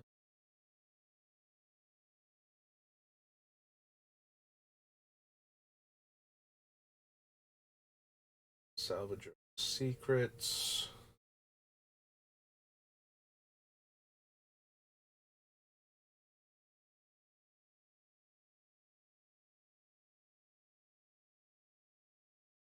That's got to be one of the like Planeswalker deck cards or something. I think that every time I see it because I'm like, I do not remember playing in a limited format that had a 2 white mana 2/2 flyer in the core set.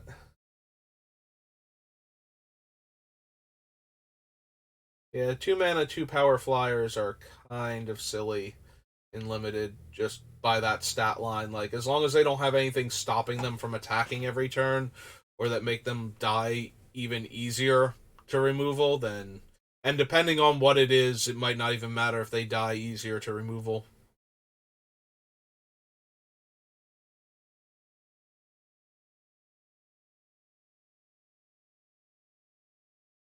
Tezzeret.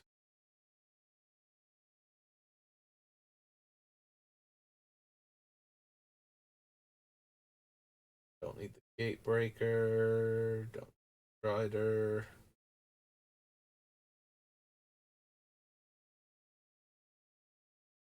Oh, your Sphinx now.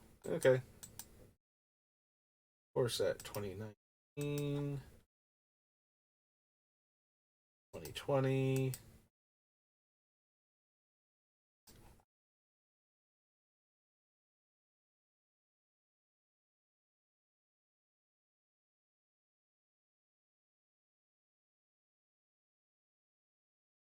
Real Assault, Aether Gust, Agent of Treachery. I mean, probably not. Much the same way we didn't really need the Meteor Golem, I don't think we need to gain control of our opponent's things for the most part.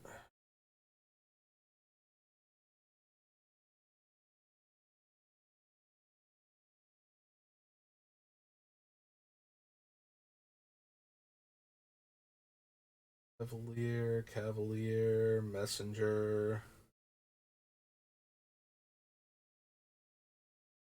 Joel, Diamond Plate.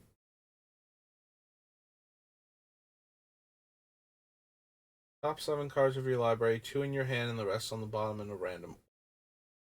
Yep.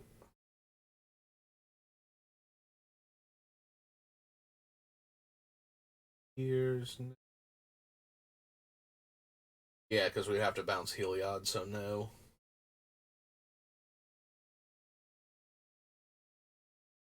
Search your library and/or graveyard for a card named Bride's thing. Can't run Golos for multiple reasons. World of the Sun.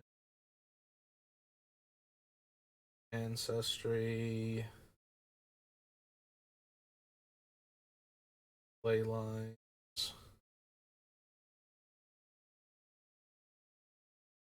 Nope.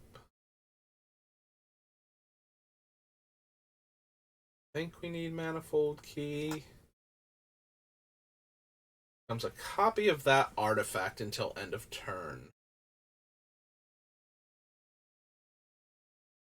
That is marginally interesting with some of the mana producing artifacts we can be running in this deck. Most notably the Jewel and um, Gilded Lotus. All of our artifacts. Yeah, we spend a blue, and all of our artifacts suddenly tap for 3 mana. It does not work with artifacts that we get afterwards, but that could be really interesting because we are almost definitely going to be running Smothering Tithe in this deck. the most Smothering Tithe deck I have ever seen, with how many cards we can make the opponents draw every turn. So suddenly turning all of the treasures we have into copies of anything that naturally taps for mana instead of sacrificing itself for mana seems really good. Yeah, no, I might be down for Masterful Replication. We're on course at 20. 20. Masterful Repli. 5 and a blue. Instant.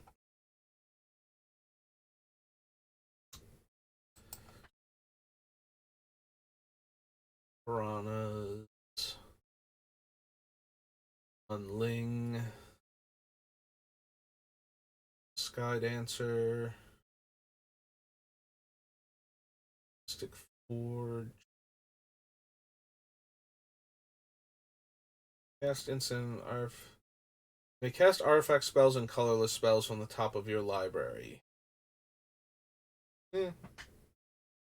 It's not nothing in this deck, especially since we will be able to cast it for free first, and then take advantage of the fact that we had cast it for free. If the top card of our deck is an artifact or colorless spell.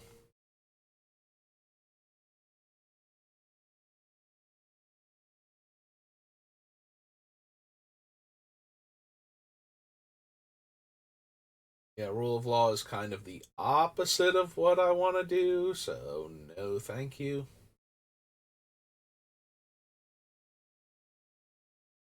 Sleep Paralysis. Overseer.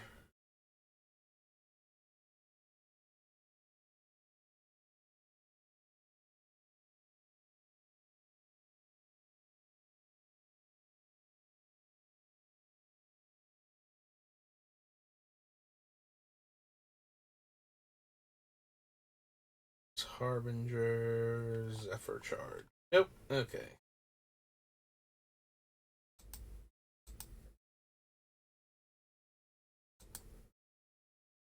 $2020. So 2021. We are all the way through the seas, and we can start in on Dark Ascension.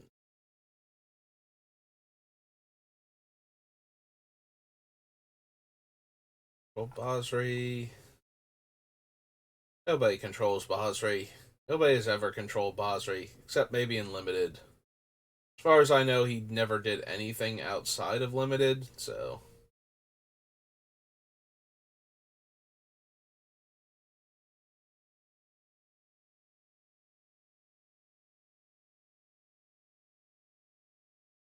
There's a part of me that is tempted because it would be 0 and taps for 5, but the fact that it doesn't tap for colored mana is actually the issue. Like, tapping for 5.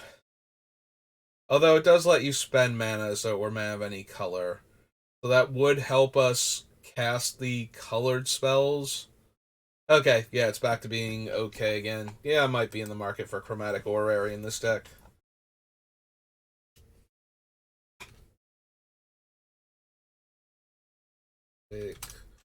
Orrery.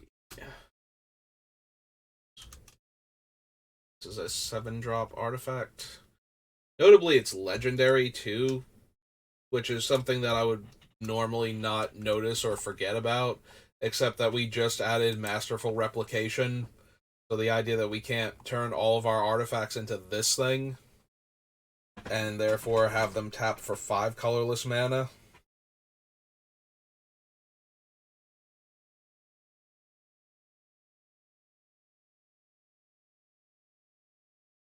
Yeah, I don't think we need discontinuity. Does not seem like a discontinuity deck. Similarly to not wanting to run Time Stop in the first place.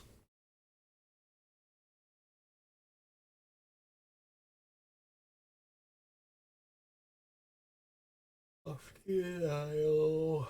Angara the Diplomat. Opponent attacks with creatures. You draw a card. Opponent casts their second spell. Draw a card. No. Go to Maze Mine Home. Meteorite.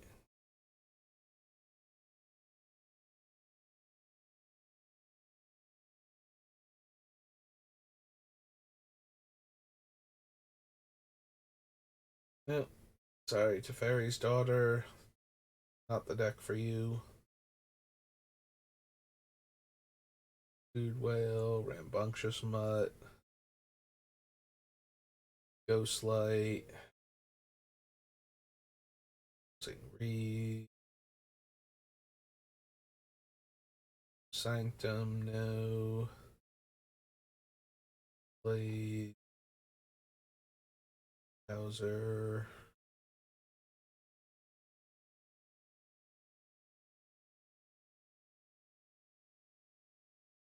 Oh.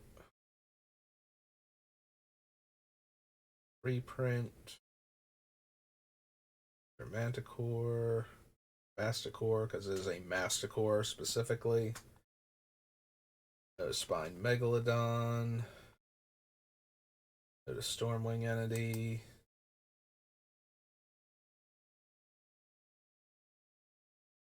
Sublime Epiphany.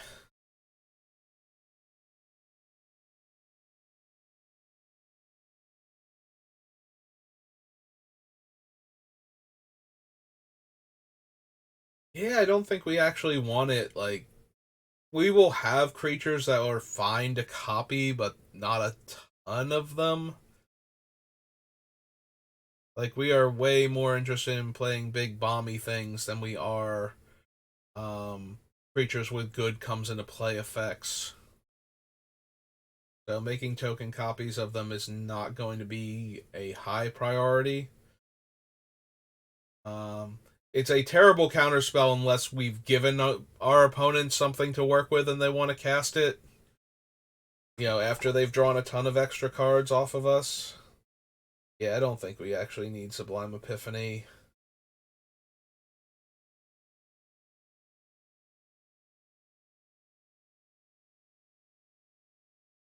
Yeah, Ageless Insight does give us a massive number of cards to work with.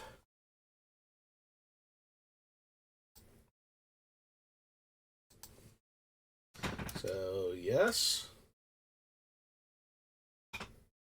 Freeze. Ageless Insight. 2 blue for an enchantment.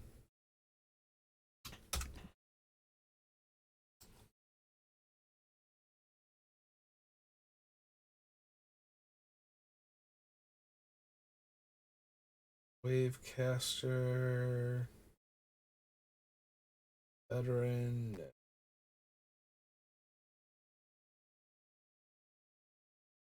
Temple reprints. Flying Kraken. Enema.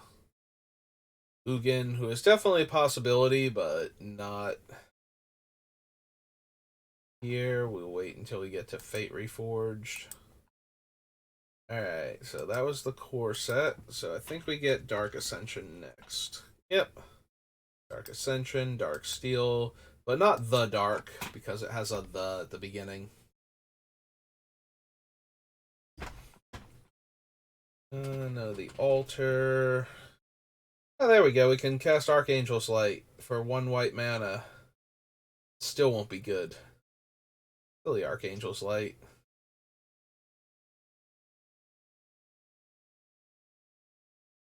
Nope. Those 5 cards. Flashback. They cast a spell that shares a card type with it from your hand without paying its mana cost.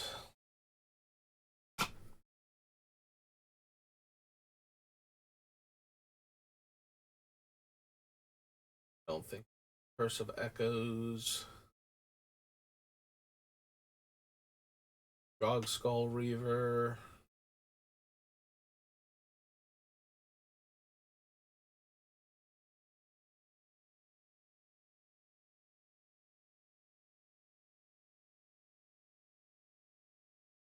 Digger's Cage for anything. Hell Vault, no.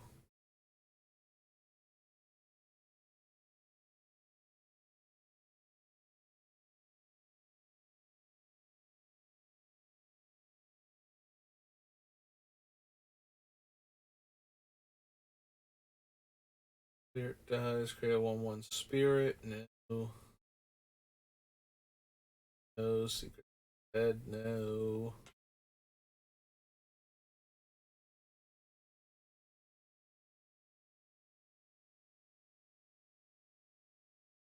Disappearance.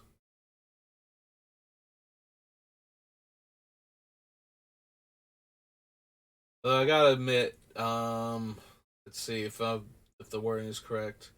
Exile cards to the battlefield under their owner's control at the beginning of the next end step. Yeah, that would be a hilarious use of time stop. Is to sudden disappearance your opponent's board, and then wait, was that it? Did we make it to the bottom? Yeah, we did. Okay. To sudden disappearance your opponent's board, and then end the turn with the trigger on the stack, so the trigger does not resolve, and then it does not trigger again. Hey, Darksteel, what have you got for me? What giant expensive things that aren't Darksteel Colossus, because I don't think we're going to bother with that.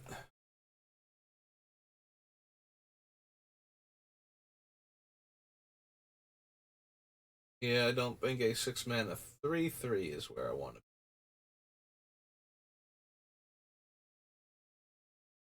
be. 8-mana 6/6.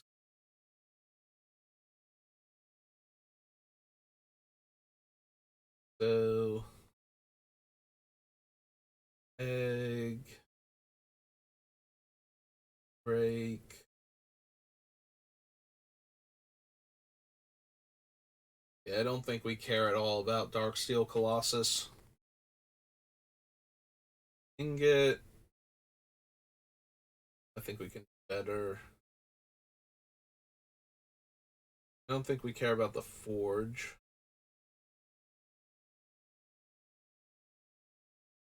Year of Days, Gemini Engine. Last word.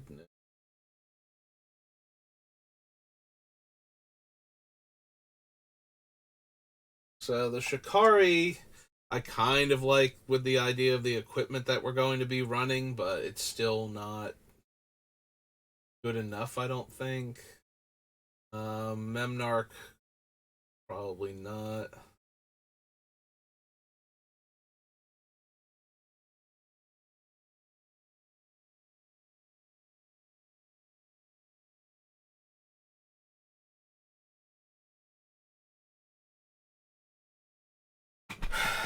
I don't think we need Mycosynth Lattice. Mycosynth Lattice isn't banned in Commander, right? It's just banned in other sets.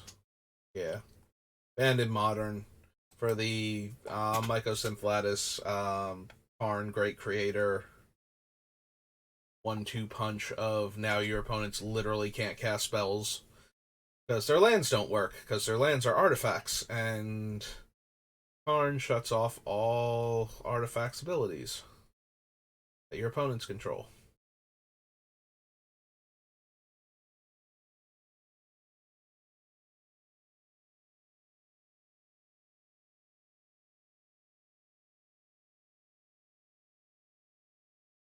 All permanents are artifacts.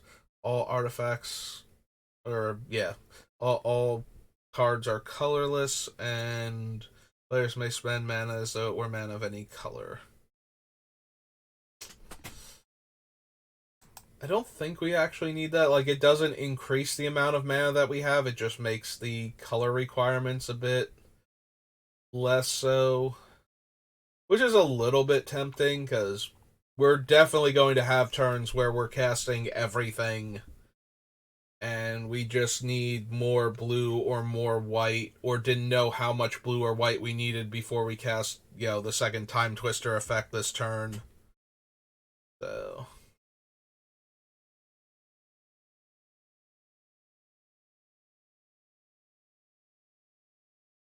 There's a possibility I want the lattice. Yeah, we should add it to the list anyway, just in case. So dark steel mutation, the set. So it goes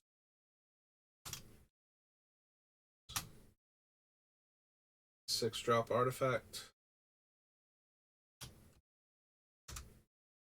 Just happened the top down there had the wrong bracket. Mask.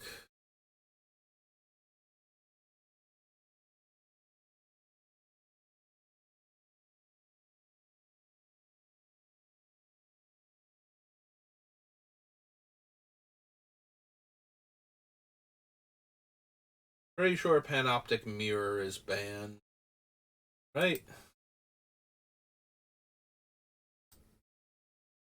Yeah.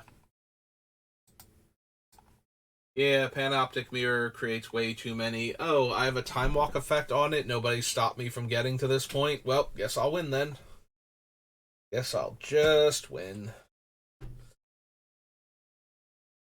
mean, who's going to stop me at that point? And one was they were going to stop me beforehand. Exerless and put it onto the battlefield and shuffle. I mean, at this point in our deck, Reshape is a Tinker, but because of all the reduced casting costs, Tinker is a lot less impressive than it otherwise would be, so I suppose not. Sundering Titan is banned.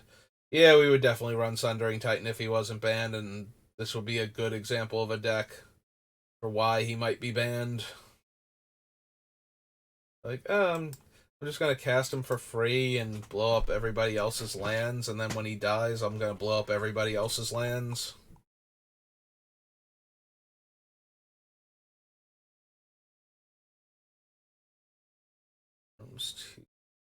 Nope. Okay. Dark Steel.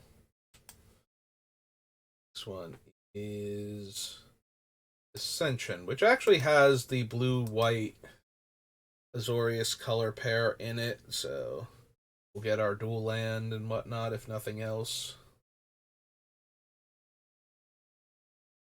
Field.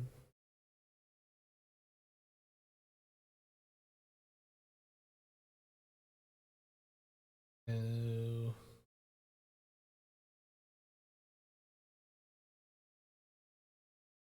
I don't think we want the Signet because it costs mana to activate. Like, we're definitely more in the market for just mana rocks that come in untapped and tap for mana.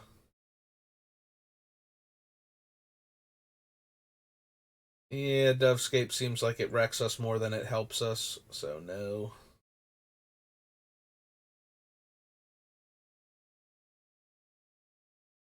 Grand Arbiter seems almost unnecessarily obnoxious. It's like, my spells cost even less to cast. Your spells cost one more. Just cuz. Just cuz, why not?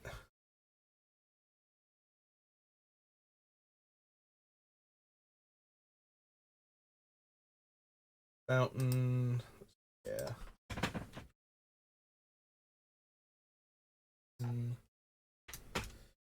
Land. Heliod.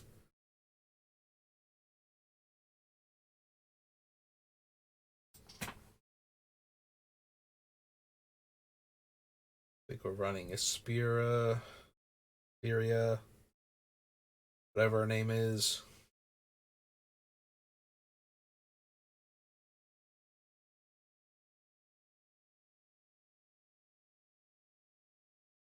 Yeah, she wouldn't even be good in our deck on top of, not being easy for us to feed in.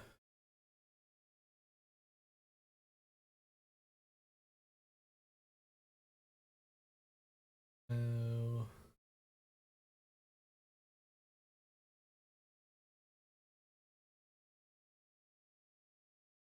Nope.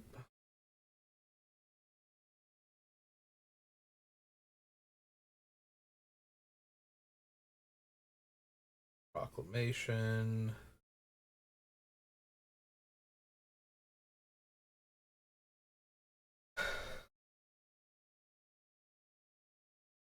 God, Psychic Possession is tempting.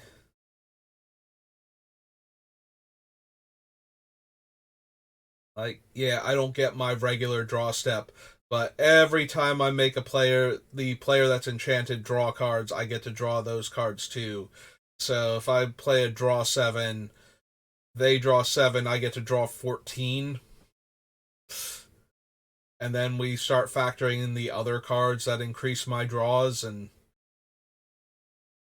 yeah, this deck's gonna be silly. Speaking of silly cards and making opponents draw, Skyscribing. Skyscribing seems good. SKY. Is it all one word? Skyscribing? Yeah, it is.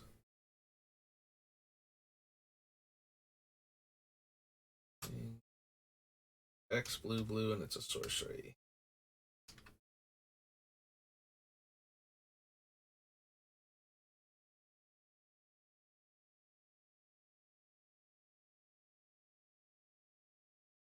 Swift Silence. Do we want Tidespout Tyrant? It feels like we could bounce everything with this guy if we can get him into play and not have him immediately eat a removal spell, like even more so than the horror, the Tide Hullbreaker horror. Yeah, I think we have to consider Tidespout Tyrant.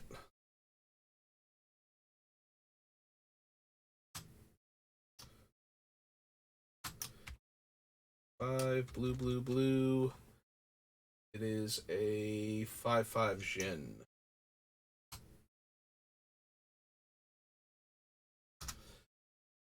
Yeah, I think if we get that out before we start casting all of our free spells, it starts to not matter what our spells are anymore. Just that they are free and that we are drawing tons of cards.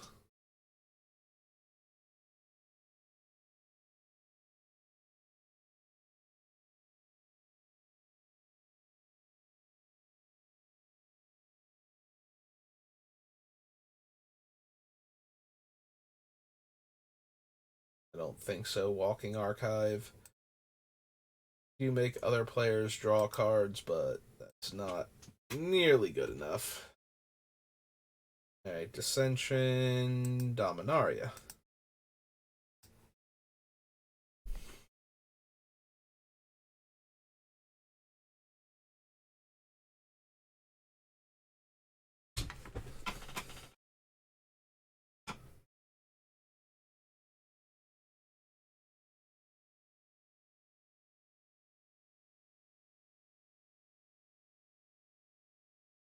Baird, Black Blade, Blessed Light.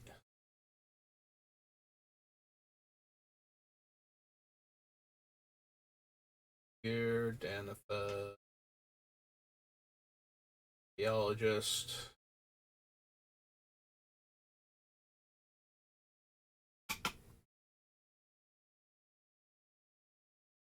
Laura.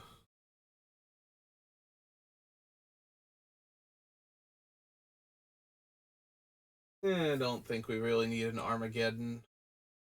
If we do, I think we want actual Armageddon.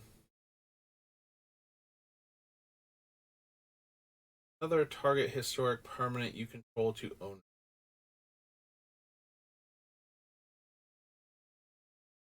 I'm wondering if we want the Guardians at all just to bounce other things so we can recast them, like Eldrazi Titans. We might. Dominaria.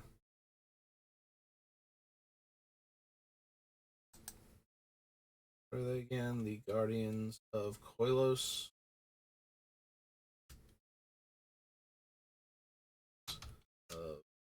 We might not have enough room in the deck for them with some of the other things I want to run, but... Construct 4.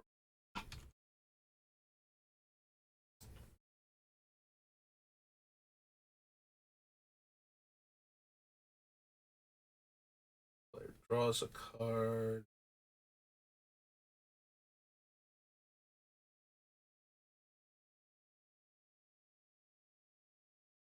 Familiar.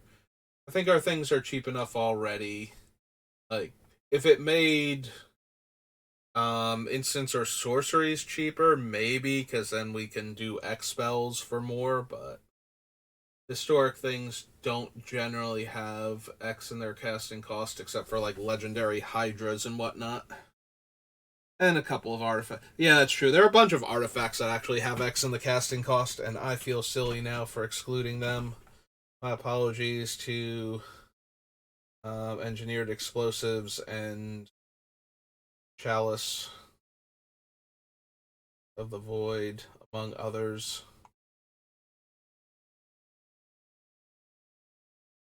I don't think we need Karn.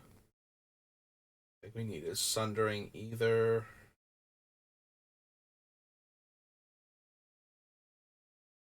Self-replicator, no.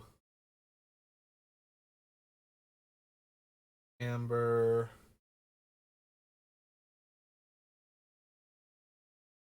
Yeah, we can do better than Nehru.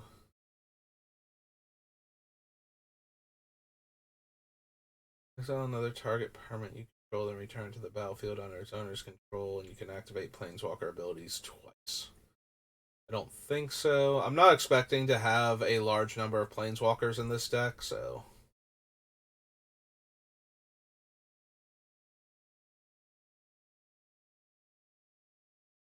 Draft Capuchin, no.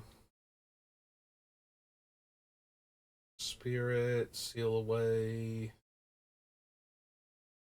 Can't run Shalai.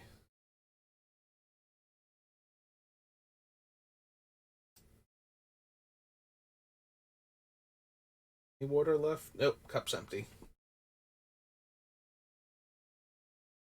Hero of Dominaria. Draw a card, untap 2 lands. Target non-land permanent into its owner's library, third from the top. No. Yeah, without being able to activate Teferi at instant speed, which requires the other Teferi to have ultimated already.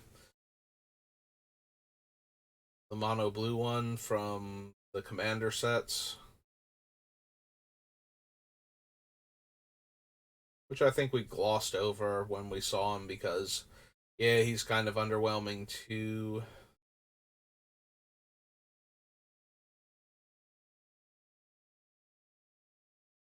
So, just casting the Mirari Conjecture gives us back an instant. I probably still don't need it. If we need an instant back that badly, we should be running like the wall, like mnemonic wall, so that way we can get an instant or sorcery back for 1 blue. Once everybody's drawn all their cards.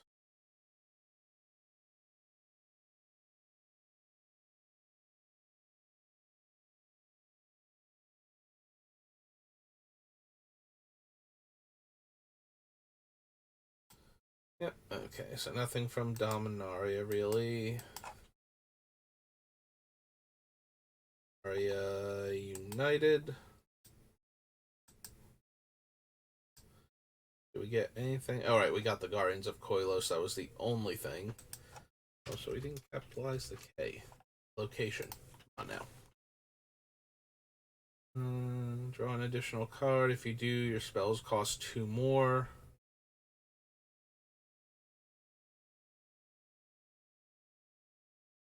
The Aether Channeler. The Anointed Peacekeeper.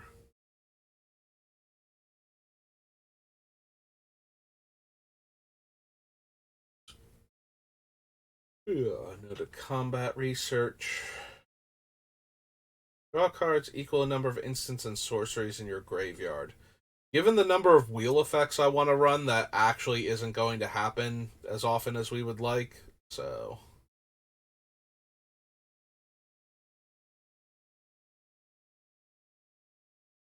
I don't think we need the Defilers for anything.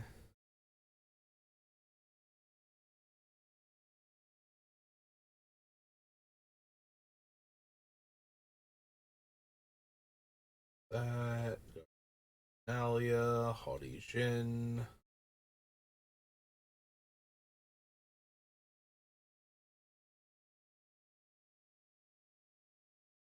No. Arn. Leyline. Micromancer. Unfortunately, our spells do actually have their printed casting cost, so Micromancer cannot just get anything from our deck. That's down to 1 mana.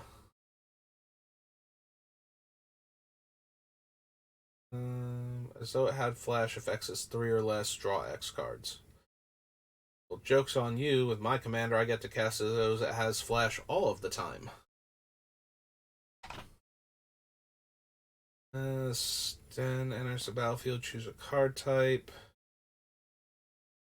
Can't be creature. Spells you cast of the chosen type cost 1 less. And then you can blink him with his own ability.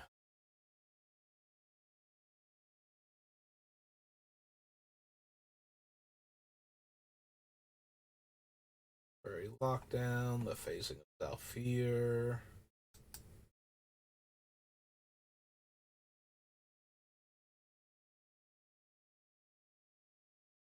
Timeless Lotus. Error. Duplimancy at all. Nope, okay. Back we go. So, even fewer cards from Dominaria United then.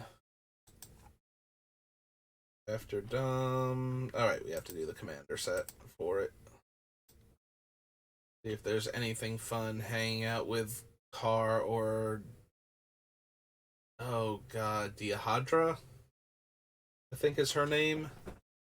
Yeah, she might be the most powerful and evil magic character that I know next to nothing about. Like, all of the other major threats to the multiverse, have been front and center in actual sets, or I've at least read the books they came from, but I did not read the Legend Cycle back then, and I don't really read. Like, I'll read the couple pages of short story every time, like for each update when a set comes out, just to see what's going on, but sitting down and reading a novel anymore. Like, I'm a slow reader to begin with. I just do not have time, sadly. I wish I read faster so I could, you know, pick days where I'm just like, no, instead of watching a video on the internet, I'm gonna read a book and just be done with that book in like 6 hours or something. And be like, that was a reasonable use of most of my time on my day off. Top 4 cards of your library. Put a number of artifact cards with mana value less than or equal to her power. And can't be blocked as long as defending player controls 3 or more artifacts. Nope.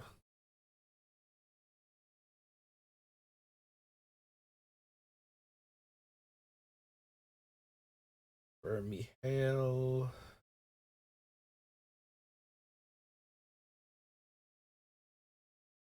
Nope. The player would begin an extra turn. That player skips that turn instead. Nope, because I am probably going to be running multiple time walk effects. Like, this might be the deck where we time stretch also in addition to expropriate. Just run all of the hated and frustrating cards. Because this deck is silly.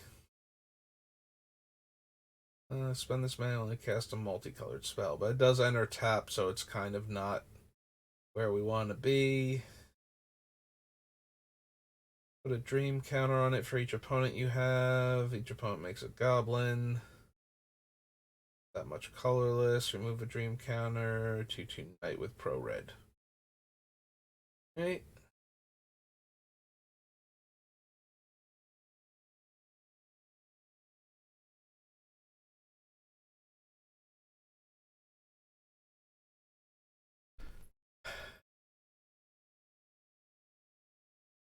Yeah, I don't think we need the mana rig.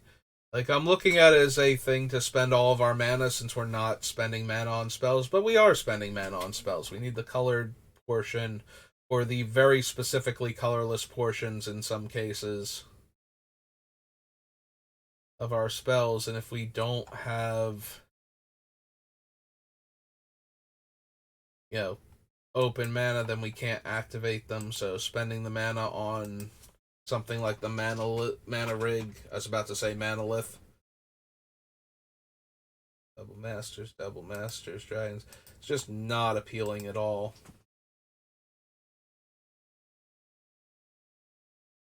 No to Aetherling. Don't think we need the Clue Stone.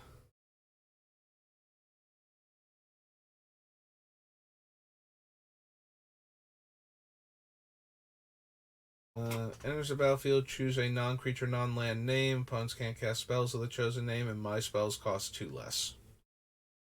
I don't think so.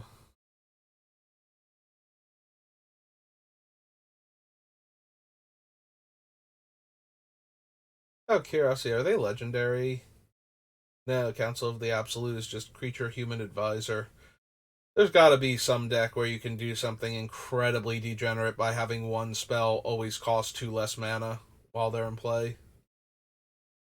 Gotta be at least one deck you can build where it's just like, no, I have these 2 cards and I have my commander, so I just win now.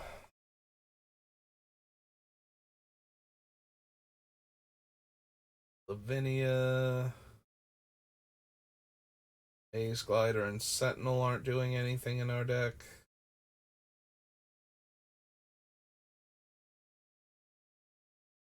Okay, protect and serve. The protect half is +2/+4.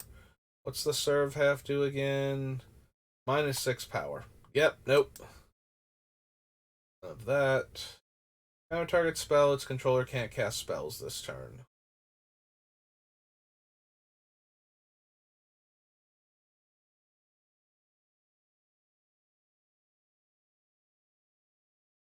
No, no.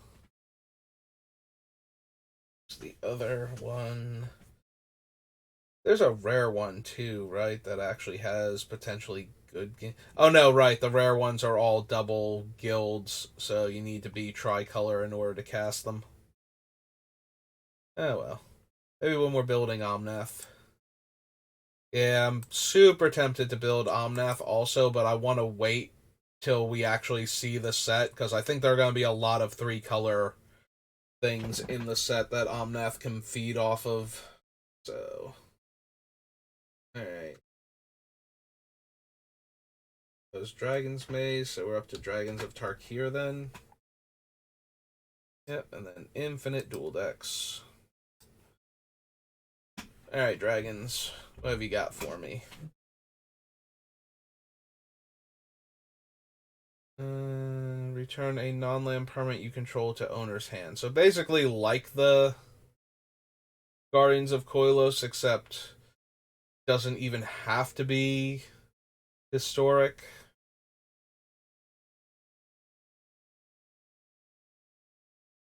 Eh.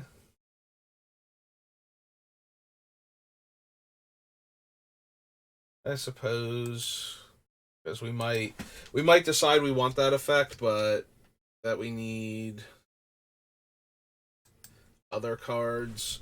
You know, we need more options with what we can bounce. So, the Ancestral Statue.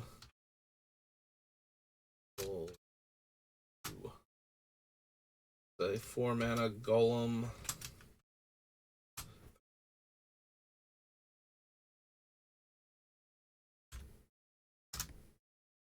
Alright. Dissipate. No, the Foremost.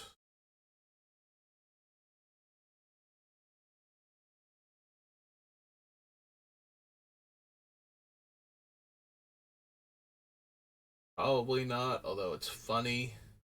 They just make a copy of literally everything all of you control.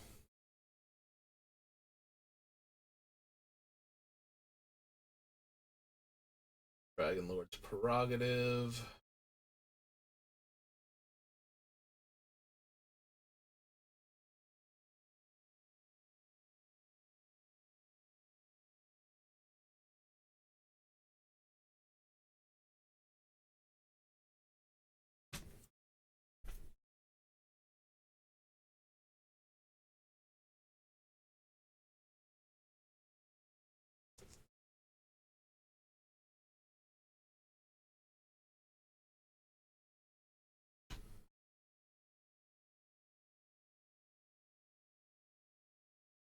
Yeah, we probably don't need the monuments either. Like, the clue stones would actually be better, because if we have mana, we can sacrifice them to draw cards.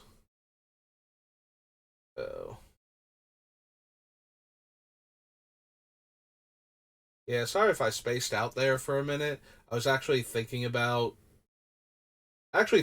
this deck and its interactions with people, and I'm like, because it occurred to me that my Time Twister is in my Vintage deck, so I would probably proxy the Time Twister for this, even though I almost never get to play Vintage anymore. And then I was imagining the discussion with people. It's like, you can't just go proxying Time Twister. It's like, but I have one. And I have to show them my Time Twister. And yeah, my brain just kind of wandered with that one. So I'm sorry if I actually did space there for a minute. Because I think I might have genuinely just blanked while that thought was running through my head. And we might have just been sitting here in the quiet for like however long it took for my brain to go, yeah, no, I could see this happening.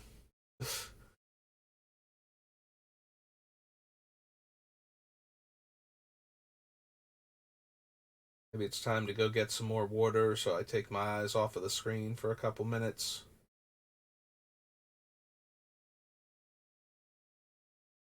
Sorcerer, no. Gratitude, no.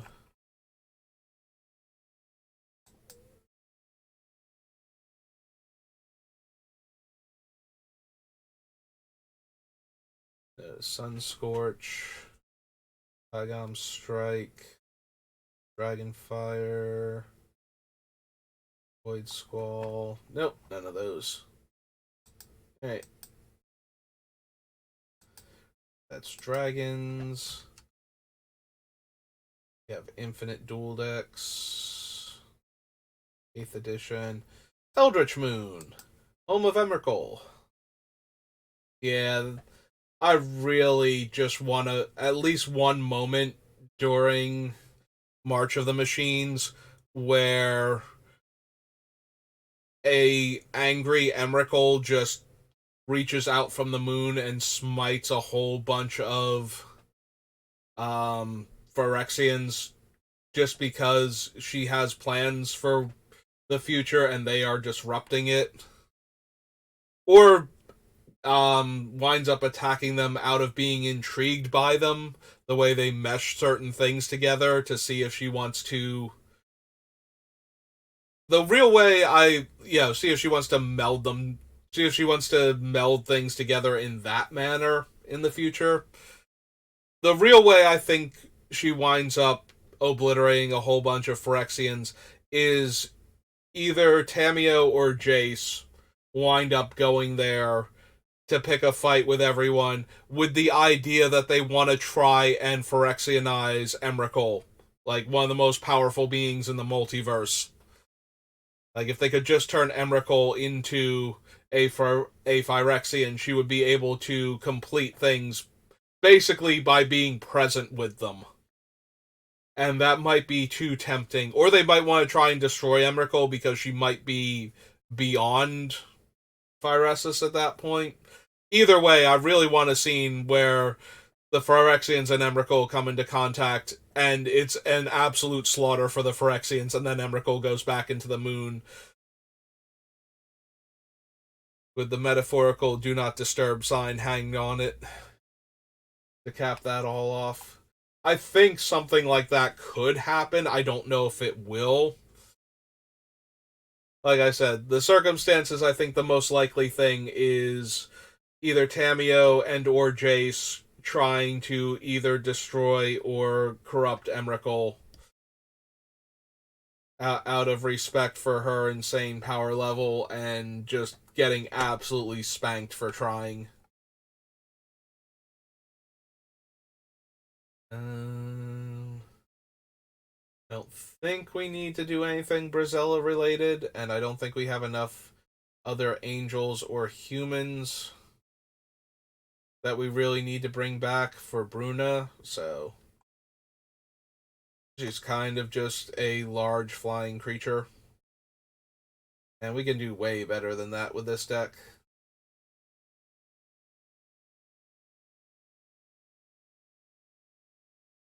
We don't need collective effort. Can't run the Decimator. Ever deploying the Gatewatch. Mindbender. So there's a couple in blue. As hexproof as long as it entered the battlefield this turn. No. Flash and tap up to 4 target permanents. Meh. Alright, there she is. So let's head over to Ye Eldritch Moon. Oh, Eldrazi. Yep. Huh. I never noticed that the beginning of the word Eldrazi is the beginning of the word Eldritch. And now I feel silly. Hey, Emrakul the Promised End. Rackle, yep. The Promised End.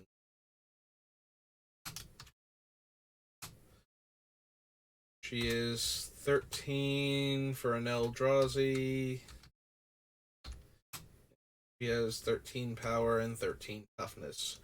She is currently visiting the plane where 13 is a number. Yeah, no, that should wreck a lot of people. Get to cast her for free. I'm gonna choose you. I'll take your next turn and ruin all of your fun. And then you can have a turn after that to do whatever, I guess.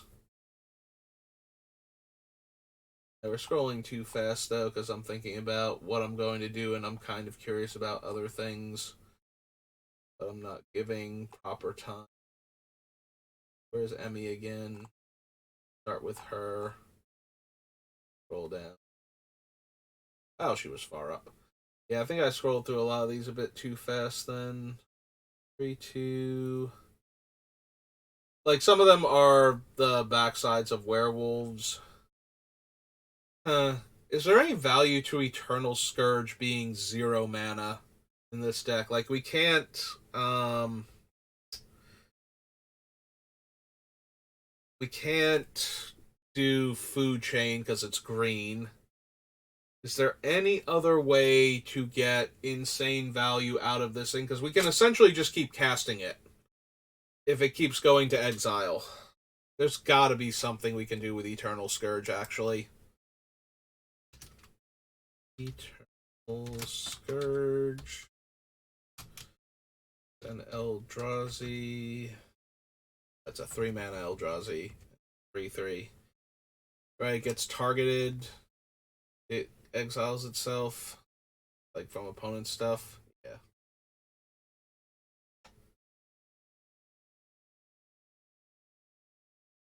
Yeah, there's got to be something we can do with it. I don't know if we're actually going to bother once we figure out what that something is, but there's got to be a way we can keep exiling that thing for value and recasting it for 0 mana in this deck.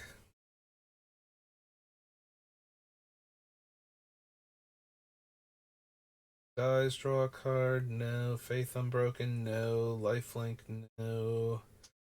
Tap defending creature, no. No final iteration. When do you check for the original one? I think he's near the top.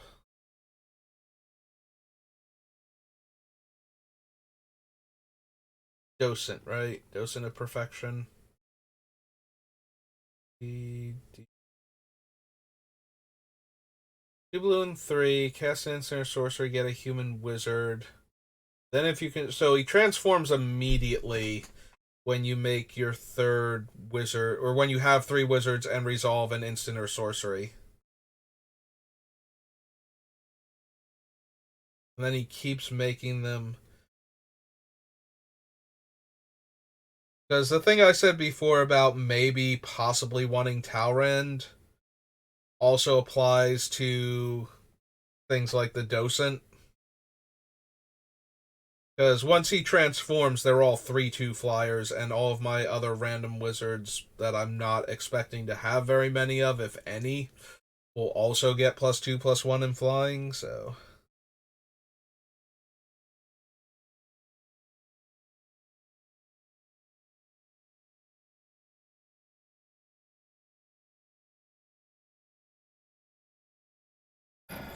Yeah, I suppose we want the Docent of Perfection on the list then, for that reason. Also, did we accidentally go past Talrand? I don't think we did. I think Talrand's older than the M19 set, but I forget where he's from. Well, we can always double check if we miss him. His Docent of Perfection is 3 blue. Human Insect Wizard? Nope, just Insect Horror now. The 5/4.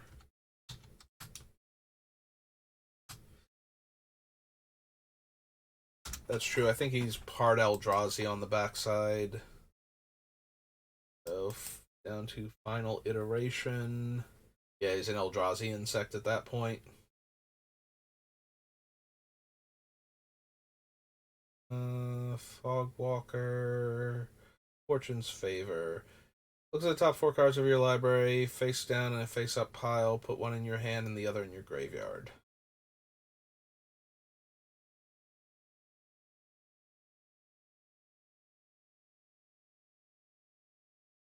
Ground. Guardian of Pilgrims.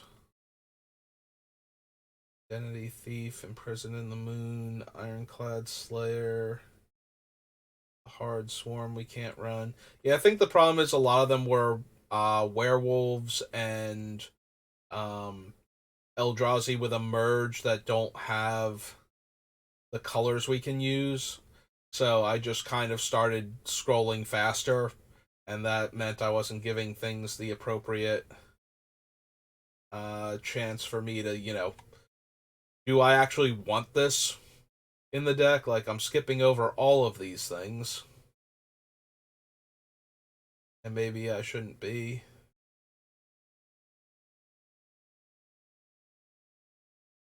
Selfless Spirits, Agarda's Aid, Soul Replicator, or Replicator, Separator.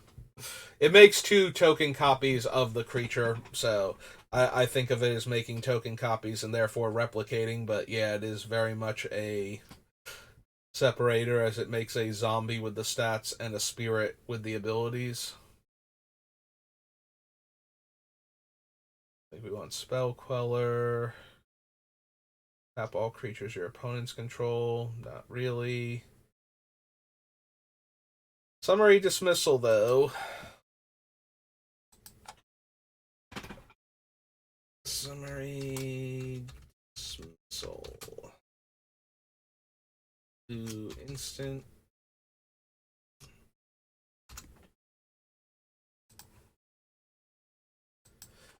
You've seen any of my other blue decks, you know how I feel about Summary Dismissal in this format. It and Disallow are just too tempting not to at least consider.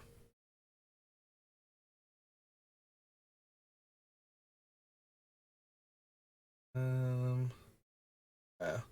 Cast a spell, you may return target instant or sorcery from your graveyard to your hand. I mean, he will be free if we made anybody draw 7. Like, always.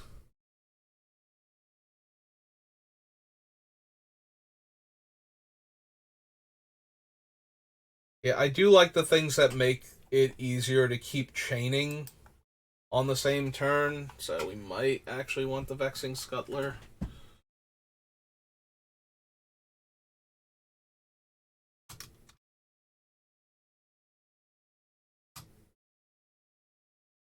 Eight mana for an Eldrazi Crab.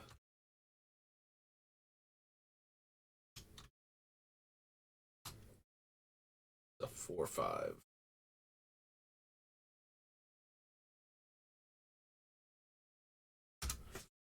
Yeah, I don't think I want Wretched Griff because it only lets us draw one card. But the Scuttler, we can actually get back one of the Time Twister effects if it's not one of the ones that exiles itself, because usually they just put themselves into the new graveyard. So we can buy it back and recast it again. Alright, so that was Eldritch Moon. Eternal Masters, Eventide. There's mostly gonna be things we don't want. Maybe a Scarecrow or something. No to Altar Golem. Target white creature gains persist, which doesn't actually help because, again, he comes back on the wrong side when he leaves play and comes back. So now he's a 3/3 that we have to pay for again. That isn't helping. Archon of Justice dies, exile target permanent. Yeah, I don't. Again, similarly to how I don't think we're gonna have ways to sacrifice the other things, I don't think we're gonna have anything for that one either. Turn a permanent you control to owner's hand. No. Controller draws a card and you draw a card is funny, but I think I'd rather have either want something with a much higher payoff for 3+ mana, or I just want it to be a cheaper counterspell. Dream Thief, Endless Horizons, Endure, Flicker Wisp.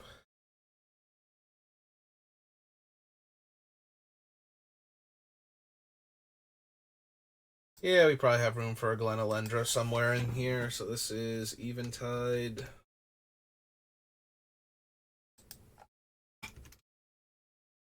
And Archmage. 3 blue. Fairy Wizard.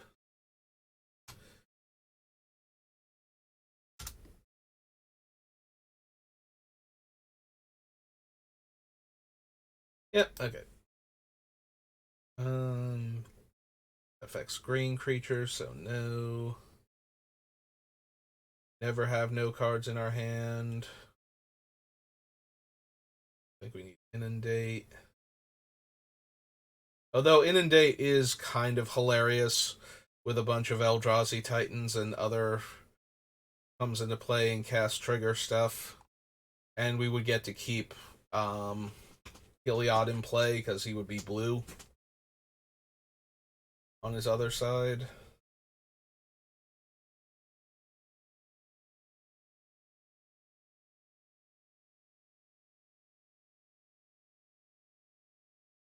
Nope. No. No. Sanity grinding. Yeah, 3 mana is a bit much. I think we can do better than that. It is colorless, so that does help on the Skulkin. Is that what they're called? Yeah. But I don't think it's quite good enough. Controls more creatures than you, can't cast creature spells. Same is true for artifacts and enchantments. Controls more land than you, can't play lands.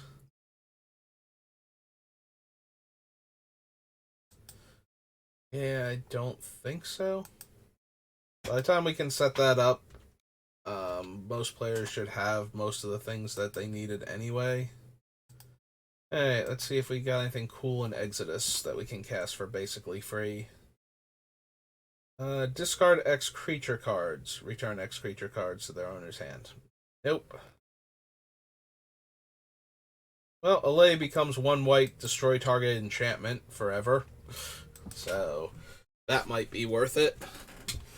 Yeah, buyback is an additional cost, so buyback costs can be reduced by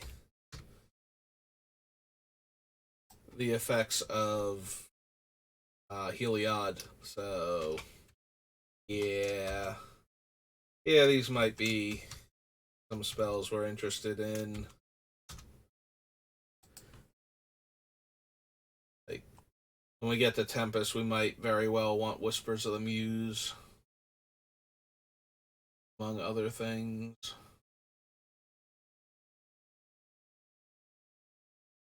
Arms, convalescence, cunning, curiosity.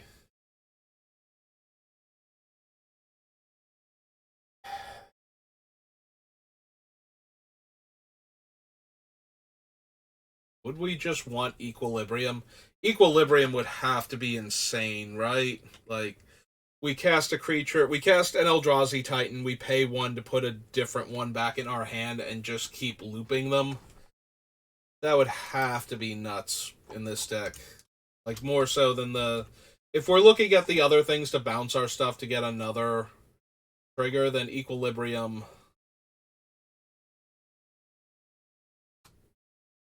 would have to be absolutely insane in this deck.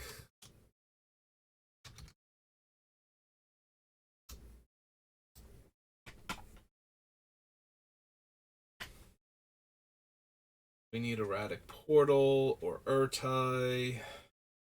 Nobody needs Exalted Dragon. Keepers. Sources. Mana Breach, because we're trying to cast all the spells forever.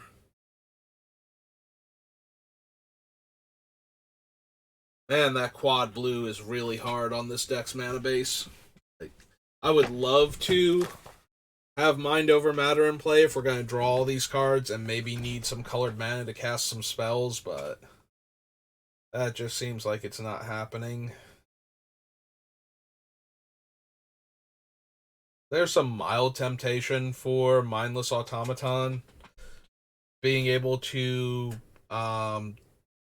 play it for free to draw the card, but also to discard 2 cards to draw a card, like functionally as its game text. Oh no, it does cost mana to activate. Why did I think that Mindless Automaton was 0 discard a card to put a counter on it? Huh. It's been so long since I actually read the text on Mindless Automaton, like read it as opposed to just going, yeah, I know what it does. I could have sworn you could discard cards for 0. I thought you could generally discard 2 cards to draw a card while Mindless Automaton was out. I thought that was the appeal of him. Huh. Alright, so I'm less interested now, since it's only going to be draw 1 card for free. It's like 2 mana and discard 2 cards to draw a card otherwise. Don't need the Stampede or Penance.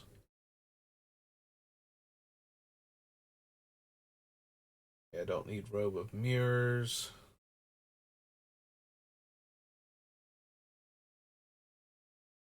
He only gets back instants because they broke them up into instant and sorcery between him and the red card.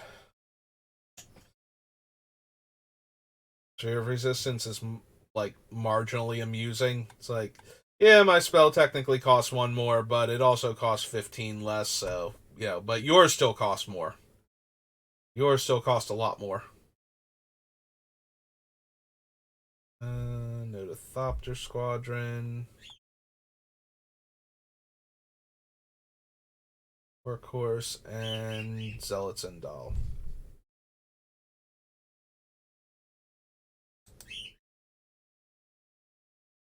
Alright, well, we've been going for over 2.5 hours now. I did have some extra time today, but I think that's going to do it for me for today. So, thanks for watching. I hope you're enjoying this build for Heliod, because I certainly am. And I will see you next time. Have a good rest of your day.